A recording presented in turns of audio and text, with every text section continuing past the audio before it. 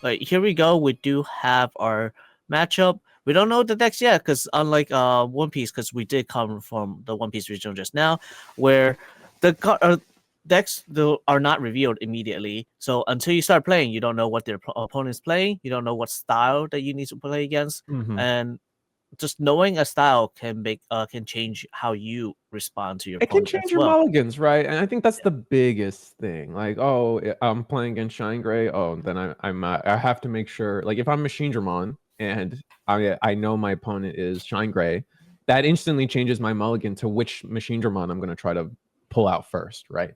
So Yes. it matters a lot. Yes. But here we go. Your opponents are both players are setting up. Cut your decks. He's Girl, who you texting? It's Digimon time. All right. Here we go. All right.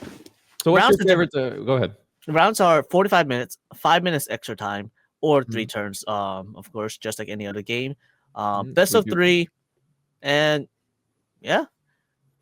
What's your favorite deck of the meta right now? Personally, I think Hunters. In my mind, Hunters is the best deck, followed by War Greymon Toolbox, and then ShineGrey are generally my top 3 that have been this meta. I mean, in terms of consistency, I just have to go with Black War Greymon or War Greymon. The 2-box decks like that, where they have answers and straight up answers to everything. Being able to have consistency, your entire deck is searchable. You can't go wrong. Yeah, and I mean, on top of that, Hades Force is one hell of a card. Oh my god! Oh yeah, super powerful card, Hades Force. Just it's so removing good. both bodies and tamers. It's everything you need. Looks like our Alan is a ShineGrey from what I was able to peep from his hand. So we got a ShineGrey versus I don't know, but they both mulliganed. And I can't quite tell. Oh, it's Hunters versus ShineGrey. I think this is an interesting matchup. This is a matchup where like both players can go back and forth really fast and really quickly.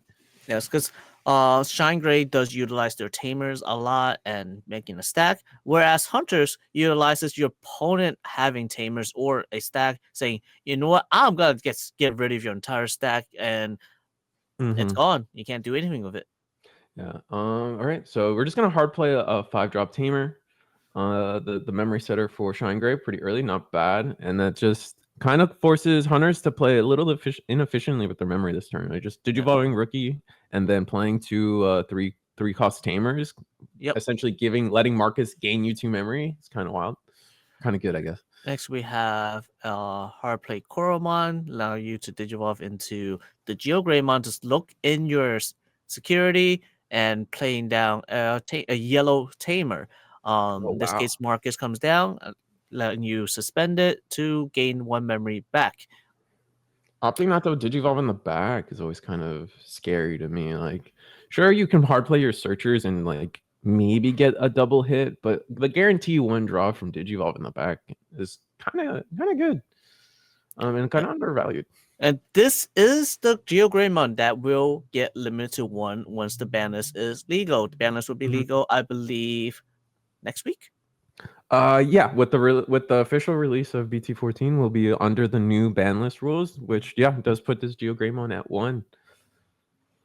I think the reasoning behind Yellow gets a huge step up in power in that set, and this Greymon being as generic as it is for tamers and memory or looking at your security is just a little too good. Yeah, and we do have the Diamond that allows you to play 1 tamer for free, and then goes to an Omni Shoutmon, allowing him to delete the Greymon. Yeah, and this Omni Shoutmon will have 4 sources, which gives it +1 attack, and we'll have blocker, and then we'll have 1 draw a card later. But what's important is we did play in the front, and we got punished for it, which is something that Hunters is pretty good at doing. Like as I kind of led this conversation with, is Hunters, if you give them a board, they can answer it as long as they're properly set up. And the curious thing is they're actually playing the purple Uamano from set 10, which does have some synergies with the deck, but does have some struggles because it is a purple card, so it kind of hurts your whole trying to get purple or different color tamers out and about. But yeah, it's our Hunter's turn. I imagine we're gonna attack 2 checks with this Omni Shout. Just get what we can when we can. So one of the key cards in ShineGrey is the 4-cost Marcus, allowing you to go up the line, Digivolve for free when you attack. Mm-hmm. And first attack is a 7k Rise Greymon. Yep. Omni Shout is not above that, so it will get deleted. Yeah, and we don't have jamming, so unfortunately. Does not have jamming, and Omni Shout 1 does not have the save mechanic either. Mm-hmm. Which hurts a lot. And we're gonna play the Clockmaker or Watchmaker. We're gonna play the Watchmaker, search out a only a King Shaman, then bottom decks 2 more Clockmakers. So this is probably the only Clockmaker we're gonna see for the rest But of the at this point, Hunters now have 3 different color tamers, and that's when you really get that value from Aristomon. Oh yeah, that's when you're at that point you're able to bottom deck any level 6. You can go up to 7 if you get the Black Tamer on board, but ShineGrey doesn't traditionally stay on their level 7. They try to, use the burst mechanic to get a quick OTK or get a quick power turn, but they're not generally expected to stay on that level 7. And there is the 4-cost Marcus. That's the one you need, or that's the one you want when it comes to digivolving and getting your climb, getting your Shine Greymon, getting into your burst mode afterwards as well. Yeah, so we could digivolve into level 6, but if we leave this body up, like Hunters has drawn a pretty good amount of cards at this point, with the red tamer allowing you to cycle through your cycle cards, plus the draws we've gotten off of the inheritables. We're just gonna go in. First check, Quartzmon. Wow. So that stack's gone. Yep. That's a pretty big first check here. And now Hunters on the crackback will be able to have they do have the Clockmon under one of the Taikis, so their Digimon will have jamming from now on. So the only thing we'll be afraid of in security is going to be a Shining Blast. And we're gonna end the turn with Harp Shining Blast. There's what's the other one? The 5-cost one. I can't remember the name anymore. Sunrise Buster. Sunrise Buster. Yes, that's right. Yeah. Sunrise Buster would be able to remove 9k in this case. If he has another, and it's just play more tamers. Yeah. We're gonna hard play an Agumon to end the turn. I think it's an Agumon. And then, but I don't think the Agumon, as long as we have a Digivolve into champion here, this Agumon isn't long for the world. Yeah. Shout. We're gonna Digivolve for free by resting 2 of their tamers, give it the jamming, give it the inheritable that deletes 4Ks when attacking. And then if he goes to a level 5 here, he can just tuck that Agumon away. We get to play a 4th tamer or a 5th tamer, and we're gonna give it 2 checks by resting our Clockmaker, attacking security for 2 checks, and KOing the Agumon, like we said. Agumon does get deleted. You do have your purple inheritables allows you to draw 1 discard, I believe. Or is it just draw 1? It's just draw 1 when attacking. Just draw 1, yeah. The discarding is a different card. I do apologize. Different purple. I'm way to use the other purples. Now we have the Aristomon that allows you to attack at the end of turn as well. It was Sunrise Buster, but it's not enough. Oh, do we have a tamer to play? We have another tamer to play. We do not. And one short. If the tamer came first, the second one would have removed it. Would have removed it. But at that point, you're so far behind with no rookie in the back. It probably was over either way. It's hard to say, right? And that was it. Game 1 goes to Nathan on Hunters. Now, game 2. What do you think Shine can take it on game 2? Do you think Shine can get that? I mean, the thing with Digimon is at any point, any player can not any point can any player win, but any game, any player can win, right? As long as like you have a reasonably meta deck in terms of like something that is topping. Like ShineGrey can easily, one of those turns I've seen enough tamers and then OTK'd using some ShineGrey level 6 into burst mode and tamer combos, right? Happens all the time. And they even burn security while they do it, so kind of makes it pretty easy. Yeah, so between 2 decks, both decks actually require a significant amount of setup. Hunter requires your tamer setup, so you can start digivolving for as low as possible, allowing you to cycle through your deck with your tamers. One allows you to tuck 1 to draw 1. One lets you tuck 1 to gain extra memory. Like there's a huge. You need these tamers to do that. And one of the things though. the Watchmaker. That's what allows you to do extra checks, allow you to do bonus damage to your opponent, and keep them down. And last but not least, Correspond that we saw earlier. I know we didn't get played. If Correspond hits the board, Shine would not be able to utilize Marcus as much as they normally do. Yeah, but I mean, on the flip side, they can answer a Correspond pretty easily. I've seen it done before. I've played my share of Hunters into ShineGrey, and ShineGrey can respond to all these situations. Yeah, So I mean, it's a pretty even matchup. I consider these two like the top part of the top 3 decks for a reason.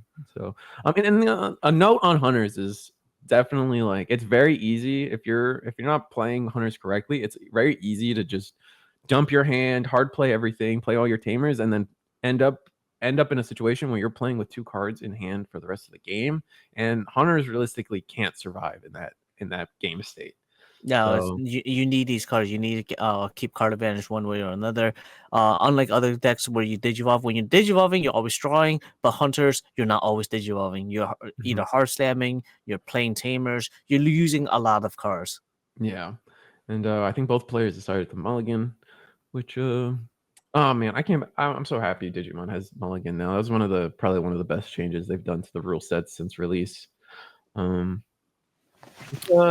Just like I'm always about like reducing tournament RNG, just little things like, and I feel like things like mulligan and sideboarding really like kind of tone down little things in like tournament RNG. Like, oh, I just drew bad, so you win, buddy, and so that's a non-game. Or in favor of side decks, you have, oh, you're my counter matchup, I just lose, sorry. Whereas if we have sideboarding, okay, you can kind of try to sideboard against your tough matchups and have a good time. And regardless of what that means to the power of XYZ decks, at least you can sideboard out of bad matchups, reducing tournament RNG.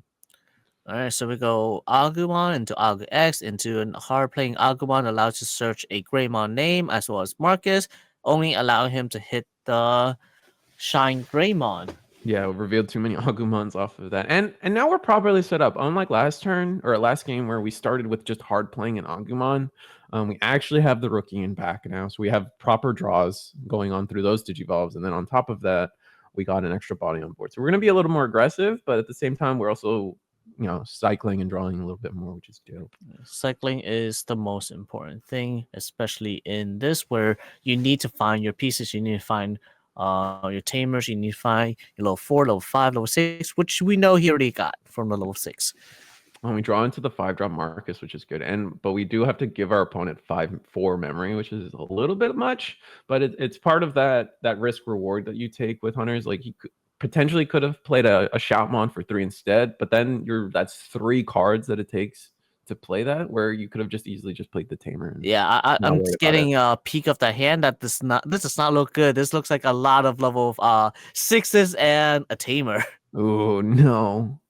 We can't even. We digivolved in the front, which always kind of bad. Potentially should have just digivolved in the back, but maybe we were hoping to draw into a level 4, and we're gonna pass. Looks like we're passing turn with a 5-drop Marcus. 5-drop Marcus to pass turn. It does pass 3, which is exactly what he's gonna start with anyway, because of the Tamer. That is a memory Tamer right there. Put our opponent to 4, opting not to gain the memory. Okay. He goes to 3. Oh. Goes 2 to 3. Got it. 2 to 3. And then we have a Damemon allowing him to check the top cards of his deck and hoping he hits a Tamer, which there are no Tamers. And that's 2 Aristodramons gone. To the bottom. Oh, and you only get 4. Oh, if there's any insecurity, this is going to be so weird for Hunters for this game. And we're going to attack.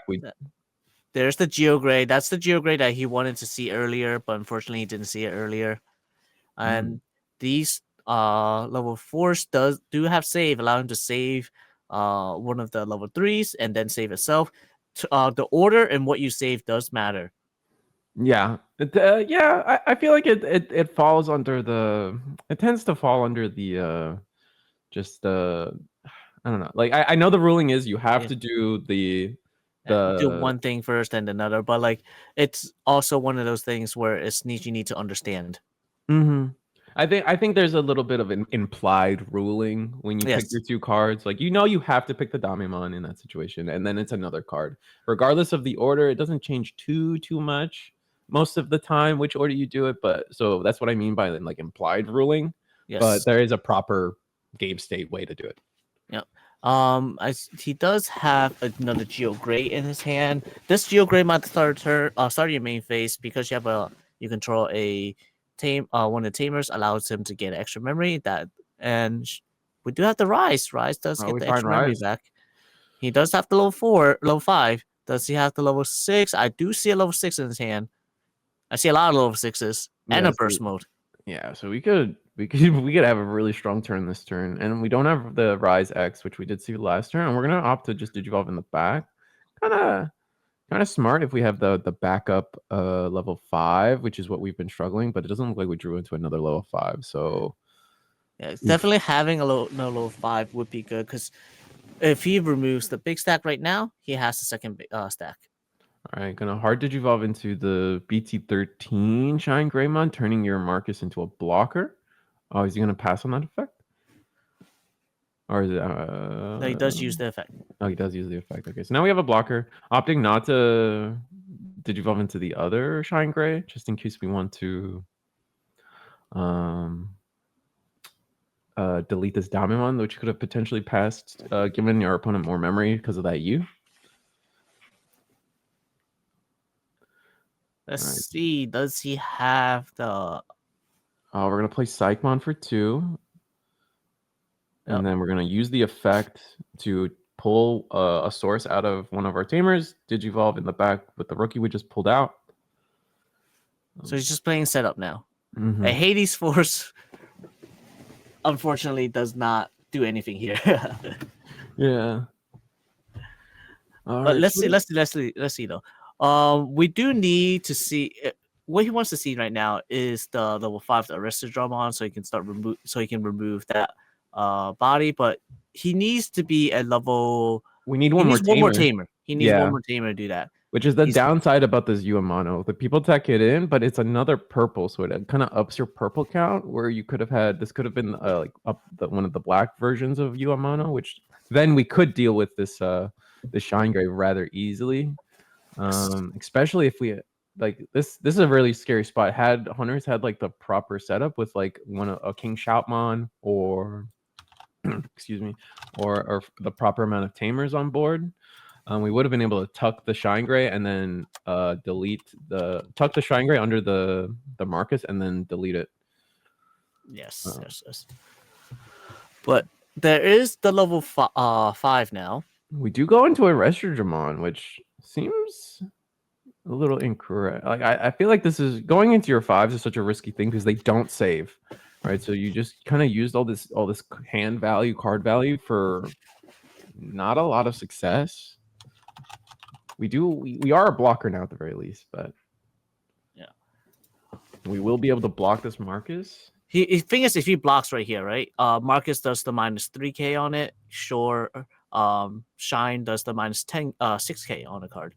Mm-hmm.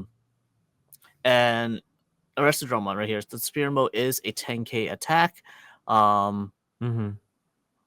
Let's see. Does he have anything else? So it looks like we're talking about some small rulings things. I think he's picking on what's being minus. Yeah, what's losing the DP. So it looks like we did the minus 3 on the Dame and then the minus. So he went to kill it, and then the level 5, the inheritable effect of the Rise Greymon lets him put a Marcus. So Marcus got deleted. Marcus went back into security. Something about that seems off. We did do. So all right, we're moving the GeoGreymon out. GeoGreymon's coming out. Yep. We are at 5 memory since when you suspend the Marcus, even when you're blocking, you do get the extra memory back. Put him at 5, and there is another level 5 in this 5 cost Marcus hand, and he does have burst mode. So that superior mode, more likely than not, is not gonna stay on board anymore. Oh yeah, no, I don't see it happening. But it's just gone off of. No, we still need one more inheritable to minus 1 more K? Because we could do 9, but we can't do. You can do 9 here. It looks like there are Agumon inheritables that can remove it. Oh, we're He's just gonna do straight Digivolve into it, and let's with the Marcus, and then since on play you can suspend it to gain the memory, you'll keep turn. No, it's only for 5. The Digivolve is only for 5. He was already at 5, so he goes at 0. Oh, okay. He can attack with this Marcus, burn the security, and get extra memory and minus DP. That makes sense. So we'll see. This is 3 bodies. I mean, Shine might just have it. We burn the top security. Do we block? I would just take the block now. And I would just take the block now, but might not be what's done. Oh, we let it through. It's a 5K. Nope. And Marcus here is a 12K attacker. Yep. The Geo-Grey can still attack. I mean, we have Rise Grey can also, or the Burst Mode can attack for 1 more check. It is something not relevant. I think it was like that's another Digimon. Burst Mode is a 15. Yeah. Very big. And then we're at 1 memory. How do we can pass turn by digivolving into our 5 and just kind of staying at this board state. But does he want to? Because now because Superior Mode's on board, right? He's now susceptible for a Quartz Spawn coming down soon. That's true. And if Quartz Spawn does come down, that does lock up this board really nicely with no rookie in the back.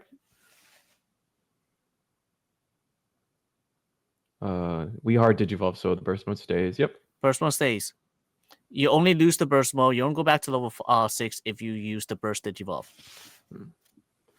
All right, so we're at 3 memory. We're gonna promote our our Gummymon, Gumdramon, whatever. Gumdramon comes out. Does he have the Quartz Sponge just rest everything? If you do, you'd be paying 9. Go to 6. There's 1, 2, 3, 4, 5, 6, 7, 8 things you could suspend. Oh, we got this. We're gonna Damimon for free. Maybe try to get another tamer. Oh, we may be trying to. He's trying to tuck it away. There's 3 different tamers, so that's. Oh, and we do hit. There's the black Uamano. You need that. That's definitely needed. So now he has 4 different colors on there. And if he goes to the Arister, we know 2 got bottom decked already. So this could be your last one to remove the burst mode. But do you actually remove the burst mode, though? I think you remove the level 5 before you remove the burst mode. Right. Yeah, I think it's tough because you do have blockers. Oh, all right. So we're going into the superior mode. So we drew the 2 we didn't have, put it under the Marcus, remove the stack, and then remove stack. Oh, I mean, I think you're just kind of like in a no-win scenario in the first place. Just because and then another Marcus to boot.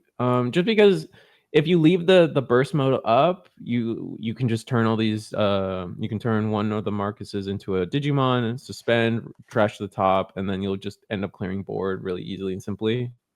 But the thing is, the burst mode, you can only do that for when you Digivolve to turn them into a tamer. So the only one that can turn into a tamer is your the one in the back, the 1/4 drop. But when you attack with it, you can burn 1, hit 1, and attack with the burst mode for game. That would be true because you're down to 1 left, so you have to do that. That's your one and only way. All right, so we got a lot of cards, but no rookie is really unfortunate on not being able to set up another stack in the bag. Just in case. Here, if he has the ShineGreymon, that Marcus is doing 2 checks. No, and we're gonna hard Digivolve. No, we go into the Rise Grey to play another tamer, which will minus. So Rise X, there's 4 tamers allowing to do minus 8K. I'm gonna do it on one of the superior modes. Yes. All right, so this is potential lethal. Does he have the ShineGreymon? I think he does. At the very least, have the blocker one, but we have the 2 checks. So we're going to Digivolve for free. Give this Marcus plus. See, I think it turns it into Oh no, we nerfed the security by 3k each, so 3K is just minus 12K 12. to security. That Marcus is essentially swing for 15.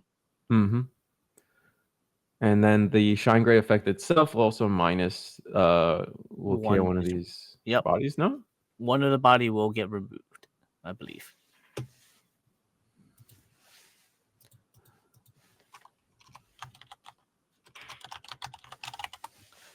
They are thinking, oh, that's the body he removes.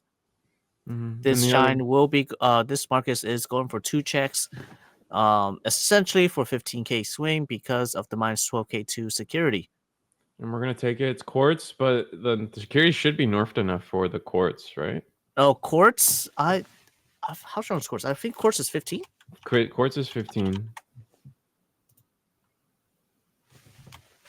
Quartz is 15. Oh right. The ShineGrey mod also gives another 3k boost to Marcus itself. Yeah, so Marcus is swinging for it'll be 6. an 18. Yeah. So 18k swing essentially. Right here you just attack with the Shine, right? And go for game. Burst for free. You have to block and then attack for the 2 swings right here, and that's game. Yep.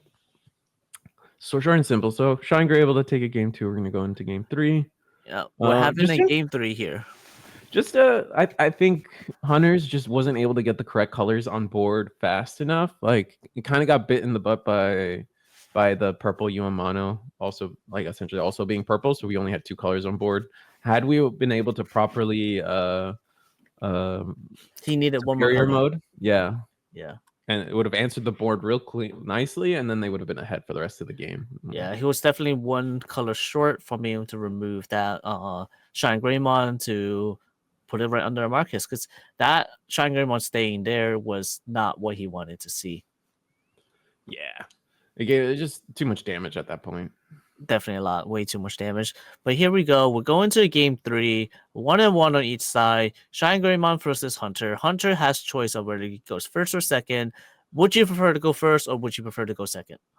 That's tough. I lately have liked going first as Hunters, even though the extra card is really nice. I like to go first just because it gives me the extra turn of setup. Like, sure, I'm giving my opponent maybe a little too much memory, but like just getting tamers on board early is generally the priority. And the extra being able to attack first and like set up first essentially it just gives me a little too much value in Hunters.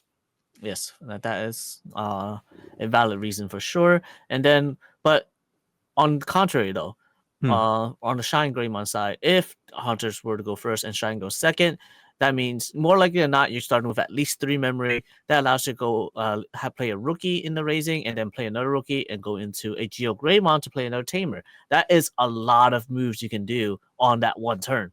Yeah, and we basically saw that game 2, right? Well, I mean, I think that we saw some version of that, but they were able to do that without the digivolving. So they digivolved 2 rookies in the back with the Agu X and then hard played an Agu and then passed turn with that. So they opted to go first. So it looks like this ShineGrey actually wants to go first.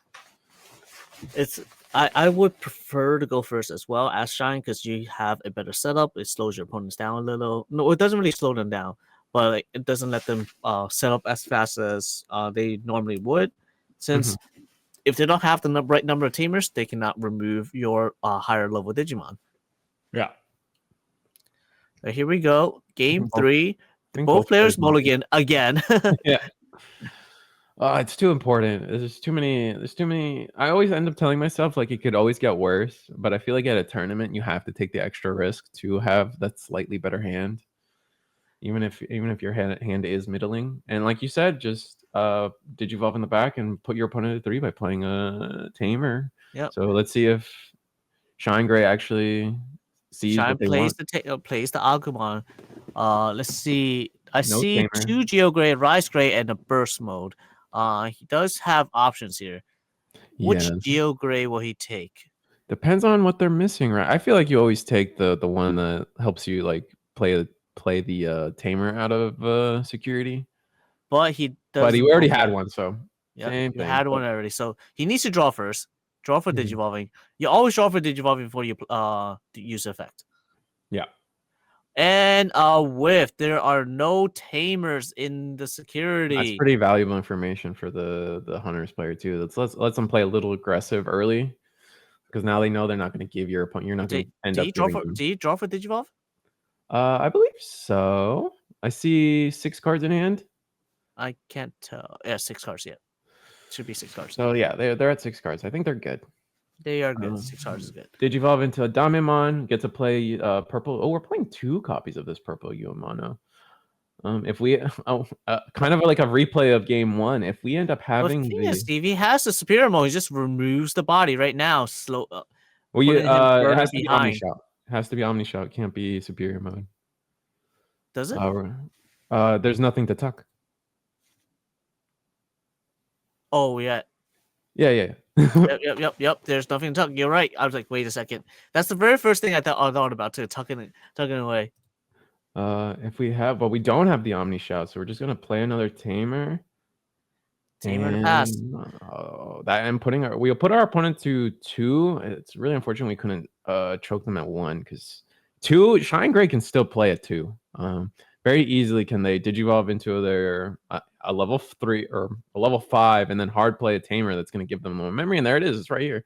So there's level 5. And the Tamer does do minus 3,000. And because he has the GeoGrey, the GeoGrey would be able to delete it right after as well. This Tamer does give him the extra memory. But if they delete the Digimon, they actually will gain a memory off of the U and draw a card. Yep, and that's what's going to happen. I think that is fine, because at that point, even though you're gaining the memory, it's not like you're losing too much value. All you're doing is choking them to 1. They choke themselves to 1 in this case. Yep. Because now, if they don't have a follow-up play right here, supposedly, they don't get to do much. Yeah, at only 1 memory, that you don't even have enough to hard play a rookie and try to do some shenanigans. We're gonna put our jamming Clockmon under Taiki, so we actually have both Taiki set up with a jamming inheritable underneath. You just want to keep on searching, keep on drawing cards, cycle through your deck, find your pieces. Psychmon. If we have a white or a black Tamer, now's the time to play it. I think we kind of just accept that our ShineGrey player will be able to. Oh, we're just gonna hard play Gumdramon, probably cycle, put a card under to draw another card, just getting deeper into a deck. Using proccing Uemano to gain the memory. So kind of that's one way to keep your turn. So that way, that's probably why people are playing the Uemano. Uemano becomes a 1 cost in this case. Uemano makes it a 1 cost in this case, allowing you to play these rookies and then go into level 4 for free, and then level 4 go into level 5, and now you do have the Tamer. That Arise can get tucked away. Yeah, so it's up to if they have it or not, and they do. We'll see. It's not about whether they have it or not. They always have it. You gotta assume they always have it, but sometimes they don't, man. Sometimes they just don't. It's only 4 cards out of 50. The odds aren't always there. We did draw a ton of cards, and I'm kind of selling. He did draw a lot. Those Taikis have been cycling a lot. But there's one big thing here. We have yet to see a rookie in the raising. Yeah, we haven't drawn after that first rookie. We have not drawn into another rookie, which is really unfortunate. That just might be the not having that answer to raise is probably gonna end. And we're gonna play. I think it was a red Memboost. Yeah. It is a red Memboost. You want to get these rookies. You have to take the rookie. Rookies. Yeah. I'm gonna take the rookie, Digivolve in the back. Make a safe stack. I think we just Digivolve champion and then hope we don't get OTK'd next turn, which at 4 security, I think we're fine. At 4 we don't have a Clockmaker set up. There should be enough. The scariest thing, even Quartzmon here doesn't really scare you, because Quartzmon all it does is suspend 1 of your Tamer. You're not losing much. You're not losing your entire board. You don't have a ridiculous number of Tamers that you can't play. Yeah. But the biggest thing now for the Hunter player is, if he attacks, will he hit into more Marcus? Is he gonna? We know he won't. Yeah. We know he won't because his first turn was Agumon into GeoGrey and the GeoGrey whiffed. That is also true. That was the whiff, so he doesn't have those markers in the security, so you don't have to worry about the markers. All right, That makes you have a second question. Do you worry about like a sunrise? Do you worry about like oh, a you shining have to. It glass? has to be on your mind, 100%. I think you kind of just, and sometimes in Digimon, I feel like you just kind of have to accept if it's there, and you have to get through it either way. So yeah, I think there is no choice but attacking. You're just kind of hoping it's not there. Yep. He's attacking. He's going for one check. It hits a Geo Greymon, more than enough to survive. We have jamming too, and we were able to draw a card. We used with the Shaman, we used our Taikis to Digivolve for free, which means we don't have access to hard play a Gumdramon into a Restradramon for that extra check that we need. Hits into a Shine Greymon here. That is the level 6 new Shine Greymon. Let's see. He needs 2 more hits here. We have 1 security left. I'm just gonna pass turn, end of attack. We'll pass turn with playing a Tagaru, and then attack with. Oh, it is a Sunrise Buster, so like it is there. It is there. All right. But with only does he have tamers? Another tamer? He does have another tamer. He has the 5 cost though, not the 4, so he can't go up the line for free. He needs the 4 to be able to make plays actually. All right, so we're gonna use everything on the Shaman. It looks like we chose. Yeah. Could have gotten rid of the superior mode though. Can he? No, we're 1 short. We're 1 short. Yeah. It's 3K per tamer, and then the Marcus would have been another 3K, so it would have been 1 short. You're right. 1 short. 1 short. Yep. So now, out of security. Yeah, out of security. You do have level 4 in the back and a boost, so you can go 5. Digivolve into 5, and then. Right now, the only way to get into your 6s while keeping turn is the level 5. Lets you Digivolve for 2 essentially. That's the only one. Because you Digivolve for 3 and then gain 1 memory back. That's the only one that will allow you to keep turn while going to 6 and go into a burst mode. He does have it. Yeah, he does have it. Gain 1 memory. Nice. And now, yeah, we can pop boost, go into our 6. But we don't have if we have the BT13 one, we're chilling and we have some plays. But if we don't, if we have the BT12 one, it's kind of gonna do not much. We're gonna go. Goes Rise Grey X. Rise X. He's playing another. Does he have another tamer to play off of it? It looks like he does. All right. If he does, then that's a minus 6,000 to the rest of the spear mode. Which would let us swing over it at the very least. Yes. Oh, that's it right there. Right? Yep. So -6, that -3, and then if he has inheritables, which I think he does, which then allow him to delete it, that will gain 1 extra memory back as well. Yep. Putting you back at 3, so you can still go into your level 6. Yeah. Yep. It's digital for 1. And then the Marcus is going to get you back 1. Yep. And then the inheritables will delete it. Yes, inheritables will remove it. But he's still at 5 security though. Yeah, he needs to do something about it. He needs to put a dent in there somehow. Yeah. How do you do it? I don't know. How do you do it? I guess we'll see. But we do have the level 6, but I think we have the wrong. Essentially, what I see right now in this scenario is the BT12 level 6 is just not good enough. You're gonna Digivolve, but you have no Marcuses that can attack. So essentially, you won't be able to get 2 checks off of a Marcus. But we're going to go into this one, the 6. Had it been the BT13, one of the Marcuses could have been turned into a blocker and then attack and then maybe go into burst mode and actually get a lot of checks done this turn, but it's just not meant to be. So with his effect, it's minus 9,000 to security. Yeah. Attacks with the ShineGrey. Allow him to draw 1 with the Coromon. See, he wants to draw first. See what hits. All right, nothing. Just a burst mode. Just a little guy. Just a little guy. Does he have the burst mode to play another tamer, or will he just hard play a tamer here and pass turn, or a rookie? No matter what, he will. Our hunter player will be starting at Three. So yeah. Does he have the Arrestodromon for Rush? Can he rush? We need rookie into rush, and then we got it settled. So we do have 2 cycles we can go through if we don't have it. Oh, we're going for the memory. Okay. So he gets the extra memory.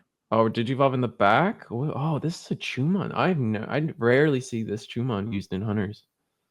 Or it's like a, oh man, he's a little mouse. I think it is Chumon. Or no, Yes. it's something weird. I actually never see this played. And then here's the Psychmon for 2.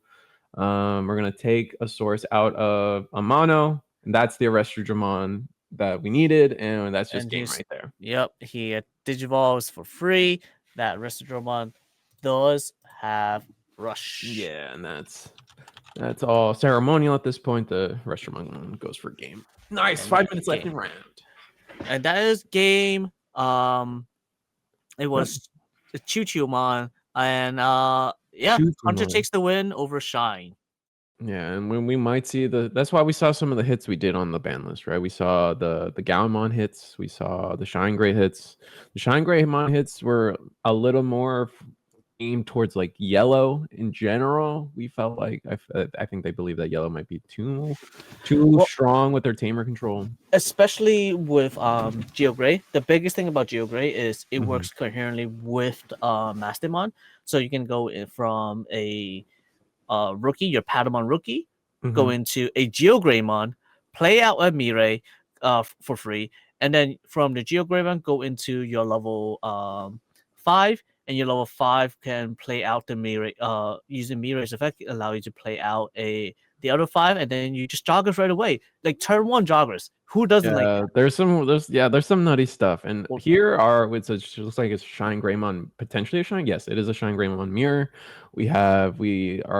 Jeff was forced to hard play a Greymon, put their opponent to 5 on turn 1, which is not the best place to be in.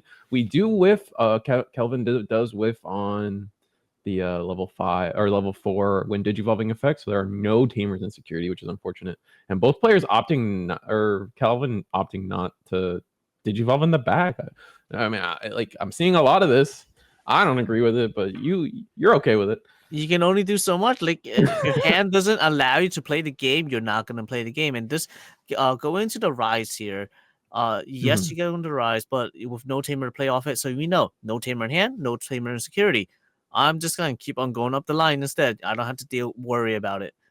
Going straight into our level 6 without any tamers set up kind of feels bad, but we could potentially just pass turn and go into a burst or something. And we go into our own level 6, or is this Rise Gray X? This looks like Rise X, and we do see the tamer being played now, so that would do a minus 2k onto the Shine, and then another 3 from the Marcus. That's minus 5k.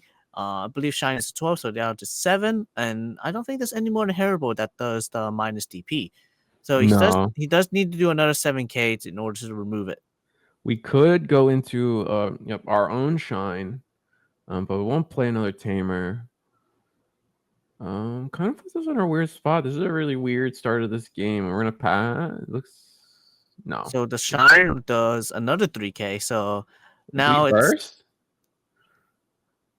Oh no, we're gonna attack first. So he does 2, 3, 3. So that's we're just gonna pass 8k. Play another tamer. Remove. Oh, okay. He did not. Oh, so there was an inheritable to do minus 1k. So that would by playing a tamer, he does get to remove the Shine. Got it. Yeah, it's a lot of all the Agumons have like slightly different inheritables, so they end up being hard to track. Like there's the draw ones, there's the on delete when your tamer suspended ones. But it looks like Kelvin's gonna have the rest of the game kind of. Yeah, Kelvin's that's too much of a lead right now. Not having the rookie opening, not having tamers. This is really, really bad. Just not where you want to be in. Digivolve into GeoGrey, the one that says when Digivolve if you don't have a Marcus, play a Marcus, but we got plenty of those. Definitely do got a Marcus on board already. So here goes a 12k swing, hits into a rise, perfectly fine, nothing happens to it. And then into a Rise Gray, that one allowed to gain the memory back, putting him to 1. Memory choking here It's super painful. You can't do anything. You still need a rookie. Don't have a rookie yet. At least we played a tamer. Oh, that feels so bad. And it's the That BT12 is tamer. a tamer. So at the very least, tamer's coming out, but you're not in the position to play the game again. Even though tamer's out, you have 3 memory. That 3 Yeah. memory can go into another shine, and that shine can start hitting. What shine does he have? That's the question. Hopefully it's the BT13 one because of the way the board is just set up would be nicer, better. But no, we're just gonna play Agumon. Turn our Marcus into a tamer. All right. Yep. On that gain 1 memory. Yep. The attack will gain a memory. He'll do minus 3,000 onto the rise. And then Herald effect will then reduce further DP. And after that, the inheritable will then delete it with the Agu. I think it was the Agu inheritable that will delete it. And attacks into 2 rookies. So this is where all the rookies ended up. Yeah, this might be lethal then. Yeah, I think it's just 100% lethal. Rise X, play another tamer. And that's Rise X or swing. And one more. Yeah, it's just... Yeah, you're so far behind. Yeah, Jeff just didn't have anything. No rookies. Had to hard play everything they did and didn't even find tamers into the end. Like no tamer insecurity either. Just incredibly unfortunate. Yes, for sure. But now we're going to game 2. Do you want to go first or you go second in the mirror? If I just bricked like that, I always go second. You're afraid of not having a rookie. You're afraid you just want that one extra card, right? Yeah, that's pretty much it, dude. I think my fears get the best of me when it comes to that. I'm just like, all right, I will not break this game. I will have at least a 6th card and a mulligan to boot. Stuff like that. It is interesting that they've opted for different rookies. If you noticed, Jeff's playing with the yellow Coromon, while Kevin is playing with the BT5 draw Coromon, the red one. Which one do you think? Where do you sit on that debate? Which one's better? It's debatable, of course. One allows you to draw cards for consistency, and the other one allows you for removal. Like you got to deal with your bad matchups too. So he starts with the Agumon opening. Does he have another Agumon? Does he have a tamer, or does he have level 4? He goes into Jailbreak. He has level 4 instead. He doesn't want to pass too much memory. Chooses to go. He goes into Jailbreak. He has level 4 instead. He doesn't want to pass too much memory. Do you think the tempo is what's most important? Getting my tamers first, getting set up. It's arguable because going second is good too. Because going second, let's say your opponent goes and play rookie into another rookie. Now it's back to you. You can go hard play rookie, go into 4, and the 4 can then play a tamer for free. Here you see him. You see the Greymon Digivolve for 3. He opts for the 3 Digivolve rather than a 2 Digivolve. You do get to choose before you draw. As long as you meet both requirements, you can pick which one you want to do. He opts for the 3 Digivolve, letting him memory choke to 1. Playing the Kudamon to just search the top a little bit. We're gonna have choke again. So 2 turns in a row of just choking our opponent who has no tamer set up to kind of like answer back. Yes, but like the Kudamon, right? This is probably why he opted for the yellow base, because then he can actually play the Kudamon or Digivolve the Kudamon. And then the red base usually signals like Agumon X for a little bit more Agumon, Greymon searching. All right, both players have a tamer. Both players have a level 4. Well, who's going to be the first to move up from the raising?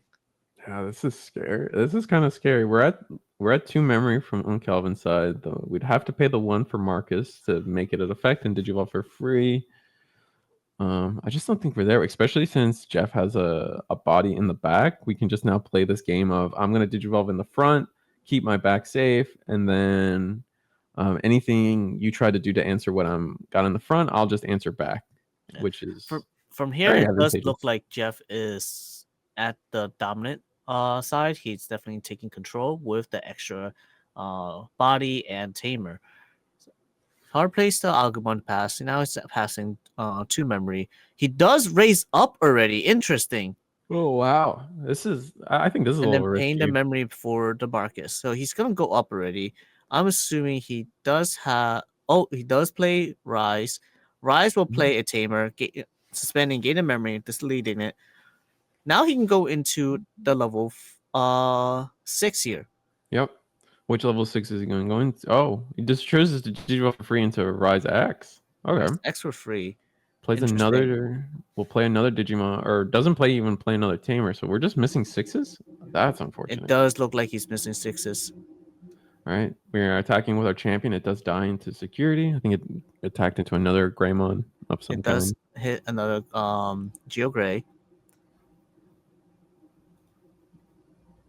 And then we're gonna pass turn with a Kudamon, putting our opponents at 3 and then leaving all these bodies up. 3 is a lot in this situation. Mm-hmm. Especially since we have the Digivolving Marcus in the back. All right. So Kudamon does allow him a card here. Greymon gave me a memory. You have a 100% hit rate with Kudamon unless you flip up all options. That's true. All right, Digivolve for 3. We play a Marcus. It's another Digivolve BT12 Marcus. Yep. So he starts at 3. He gains an extra memory because he controls the tamer. Goes to 4 and then pays 1 for the Marcus, and it just goes back down to 3 again. 3 again. Digivolving for 3. Go to 0. Does he have the level 6 to answer this board? If he has level 6, this might just be like a clean sweep of the board, and then Calvin will just have the game after that. All right, attack, draw off. There's the attack. He draws off the GeoGrey and the Agu, and then Digivolve into the Shine. Shine does minus 6k here. Minus 6k the Greymon. 6k on the Rise, and this would be 2 checks. Yeah, we'll delete the Marcus. Heal the Marcus. Marcus gets healed. Yep. And then does he have Yep. the burst? He does. He does have the burst mode. To play the Marcus for free. He plays the Marcus that allows him to gain the memory and minus 3. Minus 3. Is that the last minus 3 he needed, or are we still? Yep. This is the last minus 3 to remove the Rise X. The Marcus would burn a security and hitting for 1. Hitting for 1. And then if we have a way to choke our opponent to like 1, ideal, but probably just put our opponent to. They have the memory setter. He has memory setter. Memory setter. And then he hard plays the Agumon to pass turn. But with only a Kudamon on board, it's probably not going to be enough. I think Jeff. He needs to be able to answer this board, because this Kudamon would not allow him to go into use his Marcus effect either to play go up. Yeah, no, I agree. I think it just came. I think it just comes down to he shouldn't have promoted that turn. He should have just like played with the stack he had in front, used the resources he had without risking both bodies. That way, when Calvin inevitably answers his board, he has the resources to come back this turn and fight for it. We're gonna hard play an Agumon, turn our Marcus into a Digimon. That's one way to turn it into Digimon, but there's too many. There's 4 security left and only 2 legal attacks right now. And if you attack of it, you can go into a GeoGrey at most. Yeah. Digivolve, it's the GeoGrey that searches security, but there's no security search. Yeah. And there's the Marcus that we knew that was there. Yep. He's attacking just to attack, and yeah, and we're gonna fist bump, sportsmanship, call it a day. Calvin gets it 2-0. ShineGrey. That's a swift 2-0, if anything. Yeah. Also very relevant in this matter, right? Like here green. We go. We see a Coromon egg. Oh, Greymon toolbox. There. It looks like it. It looks like the Black War version, since we do see the Yuya, or it could just be like the others, the old one. Yeah, it could be the old one. We see it Upamon into Salamon. Is this security control? Yep. Holy Wave. I think this is security control. Security control versus Black War Greymon, and Black War Greymon already has the Yuya in play, so that is your win condition. This matchup, their effects essentially will never affect it. Wow. Yeah. I give to see security control. I know there's a lot of hype for security control going forward, especially with a lot of the new Patamon TK support coming in. but I wasn't expecting to see it here in RBO1. But this is gonna be good. I mean, this favors great. This is a good matchup for Greymon. They love this type of stuff. They're gonna have option protection, and they'll have deletion protection on top of that. The biggest thing they're afraid of is going to be Chaos Degrade, and speaking of which, we have the Mimi set up. So it definitely looks like we're going towards like a more like tax control-y setup where if you play options, if I expect to see the Kairis, and we're gonna play, or we hit a first check, and it's an option. Swords. Yep. So just delete level 5 or low Digimon based on the number of tamers you have. You have 2 tamers, you hit 2. And of course, the Agu X will get deleted in this case. But this looks like he doesn't have many follow-up plays. You can't really play options, of course. A second Yuya to pass turn back. Yeah. But the double, do we need to play a second Yuya? I mean, I guess in case we're afraid of some type of tamer deletion. I mean, some security control lists may be running what's his name, Lucamon fall down mode. Thing is, it's not just about the tamer. It's also about memory choking. Set them to as low memory as possible. However, in this case, when you have a red member, send them to 3. They do have the double Mimi, send themselves to 5. Oof. And sending the Hades Force to the bottom is kind of rough. I think Hades Force is probably one of the. I think it's a really good card, but in this matchup, you definitely want to see it because cleaning up those tamers that are giving the security control player access to said colors is, I think, invaluable. Like if you could Hades Force all their purple lineup, and then they suddenly don't have access to Chaos Degrade or the Warschwarmer, or German words. Stuff like that, like, really puts them off base, especially, or if there's for some reason some black base in here, getting rid of any kind of black tamer that's giving them access to that is also very. All right, first goes into Metal X. The Yuya would then give them option protection and a bonus power, so plus 4,000 power right now. Greymon X also says you can't de-digivolve it or DP reduce it in this case. So it's very, very much so protected. Yep. Basically, goes for the attack. There's almost no reason to go into your level 6 if you don't need to. It's going to do 1 check. It looks like it was a Digimon. Yeah, it was a Shadow Seraphimon, and we're bigger than it. And I believe this Metal Greymon is 14k, as there is 15k, as there is a Greymon to give it plus 2,000, and the Agumon that gives plus 1 on both turn. On opponent's turn, currently is now 13k. Yeah. All right, security control. What's the play? Looks like they were thinking about playing a tamer, which would be a really slow turn for them, and we're pretty happy about that.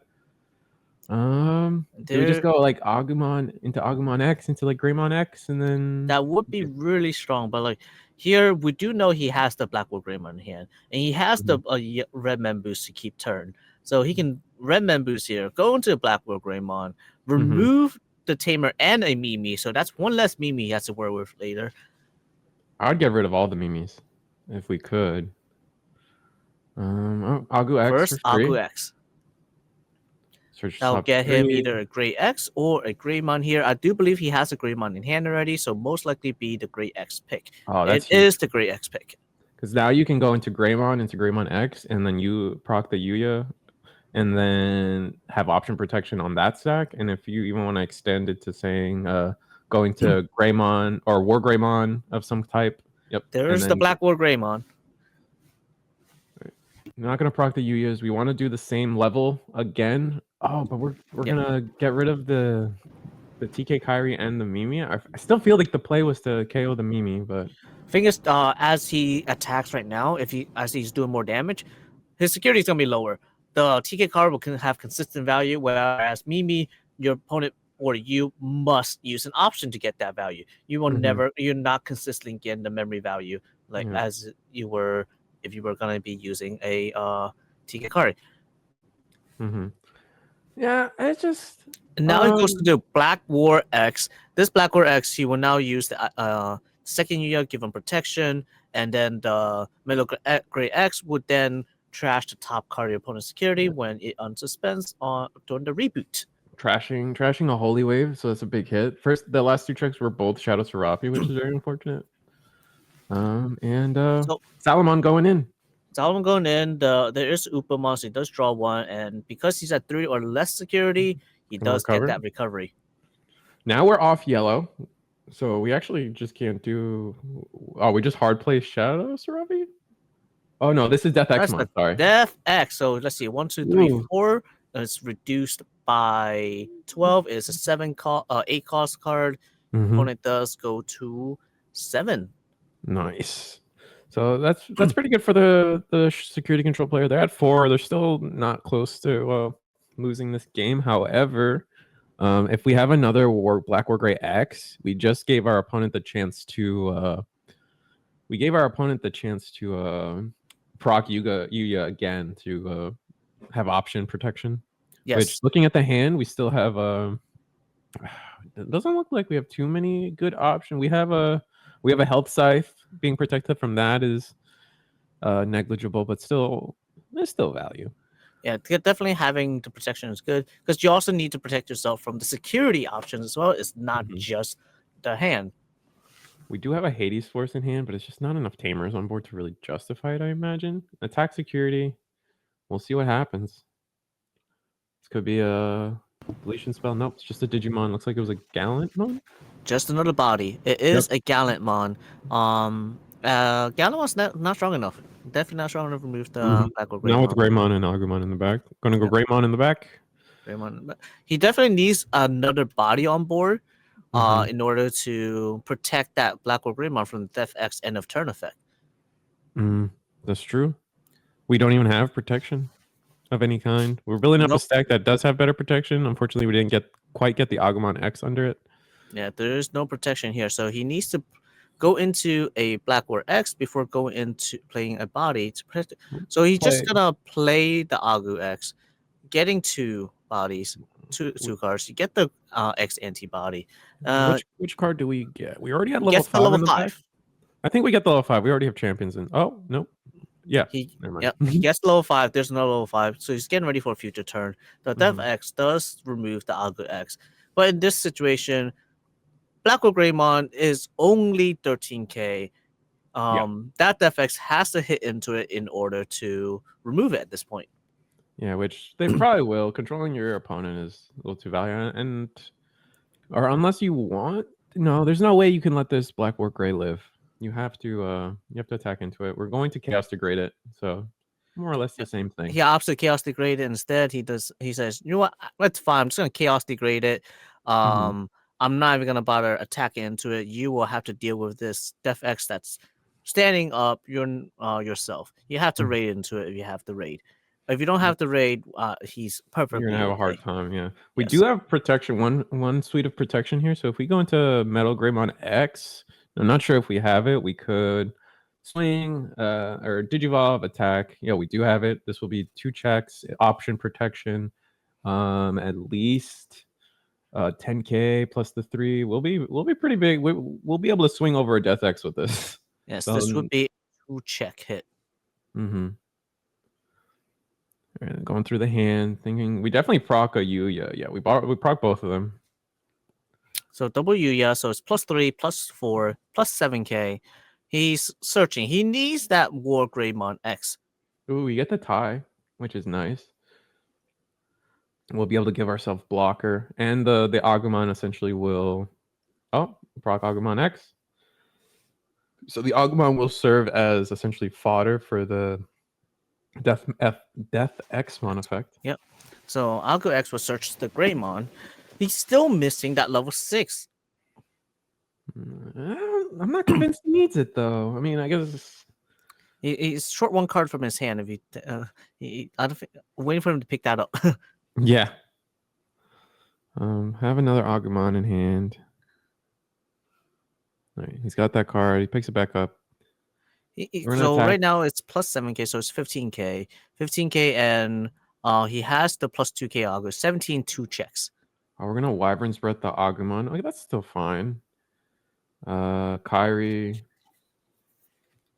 And Kairi comes into play. So now it's prime target for another Black War Greymon hitting 2 tamers. That's juicy. I know. I think we do have it.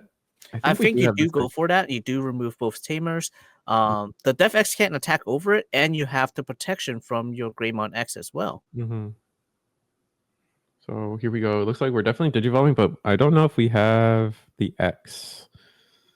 He has the regular one. It's the regular one. Did he draw into the X? I see Hades Force, but we're not getting rid of a Death Xmon that easily. Not with a Hades Force. Def X is 20 play cost, so definitely not removing it. All right. No, it doesn't look. Yeah, I think I'm right about not having the X antibody, so that's a little unfortunate. We hard play an Agu, but that's might not be worth it. We're gonna play a tie, give ourselves another 1K. So this Greymon's actually bigger than the Death X now with Yes, option much protection. bigger. Yes, it has option protection. It has plus 7,000, so it's 19K.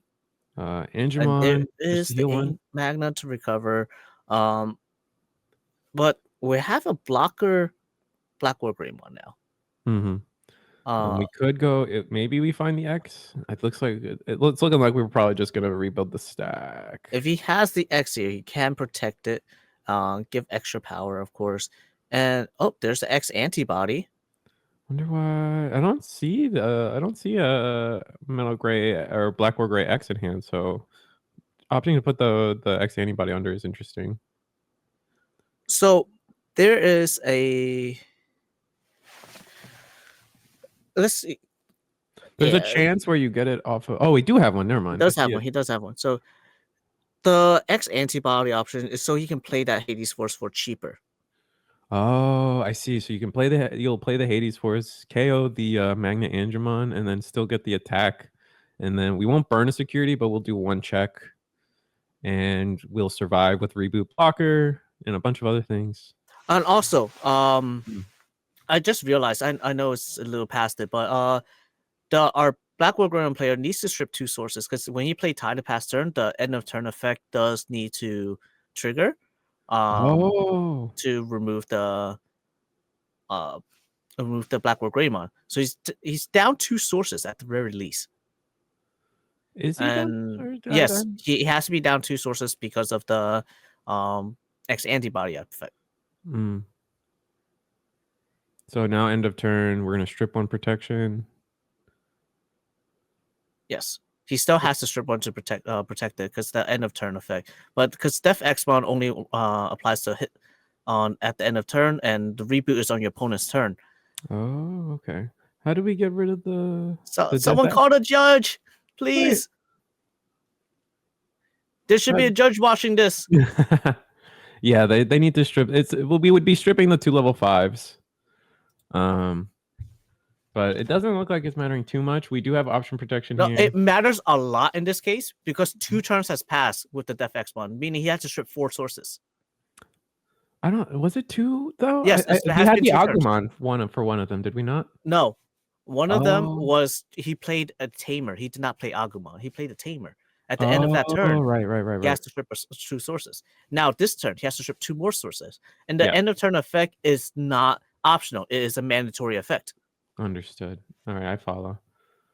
I'm gonna Hell Scythe, bring back Angemon. But yeah. So the Black Warrior Gray shouldn't have any protections left anymore. Correct. I'm following now. And then correct. I'm hoping someone caught that, because I don't have a way to contact the judge. Yeah. He's also. Did he just hard play that Health Site? Because I was checking. Yeah, looks like he did. He can't play Health Site. He can't play Health Site. There's no sources. There's no color sources. So there's a lot of stuff happening at the end of this. There's a lot of illegal plays going on. Wow. All right, they revert the Health Site, but they need to revert. They can't revert the. I think they can. Nothing really changes other than the Metal Gray doesn't have protection anymore. So you can just say strip the sources. Nothing that the security control player never had an opportunity to delete it outside of the Death Xmon, so the protections don't matter. Or haven't mattered. That could change. Now it will. Yeah. With with this new Death Xmon on board, it does matter absolutely. Yes. So we need to strip those sources for sure. The sources should not be there. Definitely should not be there. Oh, okay.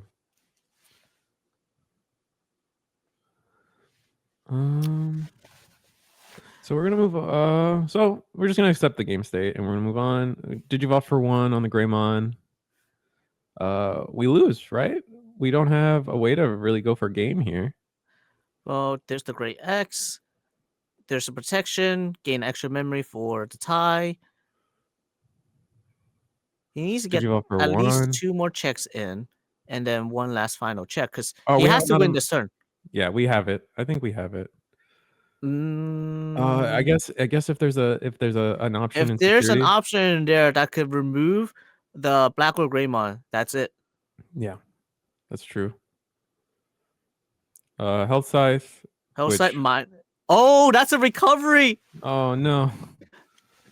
He gets out of lethal range. And There needs to be an Omni X in hand. If there's not, that it's game. it doesn't. I don't think there is one. Meaning, yeah, that looks like game. We don't have a way to attack into the attack security. All right, how about Blitz Omni? Those Oh two are wait, the only we two cards. can we Hades Force for 5 to delete the Magnet Anja and then restand go for No, because attack? Hades Force, you need to finish the effect of Hades Force. By the time you finish the effect of Hades Force, you can't. You're not unsuspending. But You're at not. 5 memory, you would keep turn, no? Was it? Oh yeah, you're right. Yeah, at 5 You're memory, right. Yeah, you would keep keep turn. turn, and then your War Greymon on suspense, so you're Oh good. yep. Yeah. In that case, he does get the extra attack. Oh, but we've rip. Okay. All right, well, that just happened. I think. Oh, Oh no, he put. Oh, he was able to put one back. I see what he was. I see where his brain was. Yeah, you Yeah. put the X antibody at the bottom of the deck, so you don't deck out, but you just had game. Oh, that's funny. Yeah, the Greymon X does have the effect where when you protect itself, it went straight to the bottom. Yep. So I think they're discussing how the Death Xmon resolved, but we resolved it with the protection. Yep. When you protect it, you can put the option to the bottom of your deck to prevent the deletion. Mm-hmm. That's one way to not deck out. We're gonna Holy Wave, but I think we're just kind of hoping that You're praying now. You're definitely praying. yeah, we're hoping that it ends up being Chaos Degrade would be huge. Chaos Degrade would actually be wild, unless we can actually Digivolve. Chaos Degrade wins the game, I think. Yeah, if we can Digivolve once again into something with protection. It's long. Long key. He just puts the Digimon back straight into security. Oh my god. It doesn't delete. It just puts it away. It's not protected from options either. Yeah, because you're at 3 or less life. It puts it into security. Yep. Yep. It's not deleting it. It just puts it into security. Mm-hmm. Oh, that's wild. Oh man, and they should have won too. Yeah, no, it's gone. There's no protection because the Greymon X only presents deletion effects, whereas returns a long hand. key is not a deleting effect. Yeah. Oh, they would have won too, right? We're not missing that, right? Black or Gray definitely restands when a Digimon's deleted, period, right? It's optional, so yeah, it is an optional effect. Yeah. Understood. Because it's optional. On screen, it's not. It's optional. So they did miss the effect legally, but by missing the effect, they lost the game. Yeah. But that's why you need to be careful. You need to play slow, and you need to think about your moves. They were just so worried about the Death Xmon effect that I think they just missed. They missed their own effect. Is basically what happened. Yeah. So now we'll go into the next game. Security Control did take game 1. Mm-hmm. What do you think? Do you think Black War can make a comeback and win the next 2 games, or will Security just take Black or Gray will at least win the next one? I mean, they have every answer you could possibly want to deal with every answer you could possibly want to deal with Security Control. Black or Gray has it. Like, this is honestly the perfect matchup for Black or Gray. They have option protection. They have security trashing. They have ways to get rid of all these tamers that are giving them access to their options late game. There's a lot of stuff. But but I mean, at the end of the day, if they don't do it fast enough, that's how they lose. And that's kind of what happened this game, right? They just didn't do it one turn too slow, and they decked out for it. Yeah, you are on a time crunch in a way, especially when playing a security control, because your deck draws a lot. As you're digivolving, you're drawing. As you're playing Agumons, you're searching and drawing. As you're attacking, you're drawing because of the Koromon. So you need to have those pieces. You need to be able to push for lethal one way or another. Yeah, you need to do it on time. Yes. Looks like security control is going to go first. Yeah, they chose to go first. Or no, so that means Black made them go first. Yeah, Black Worker made them go first. They are opting to go second. And we do have the rookie follow up by the Mimi. Yeah, ideal start. It's an ideal start. I mean, nowadays, I mean, I think as Black Worker, I might have chosen to go first just to get like a little bit of early aggression, just because back in the day, the logic was security control, all they have is big options. So they're going to give you a lot of memory turn one. But now with these newer builds playing Mimis and Kairis, they do have cheap turn one plays. And here's a Kairi, just as I was saying, you're back at two. It's not guaranteed that they'll open it. So if they don't open it, you're getting those cards. You're getting those. It's always better to go for, in terms of probability, it's better just go second. You get your extra card, you get your pieces. You want to search for what you need. So this is the most optimal way of finding your pieces. Got you. That makes sense. We have the Agumon. We did get a double hit off the Agumon, which is pretty dope. And I think we're just gonna attack. Yeah. Hope it's nothing. Ends up being a Shadow Serafi. Half a nothing, I guess. We do lose the Agumon, but we have a stack in the back. We're gonna go Greymon, pass turn, put our opponent to 1.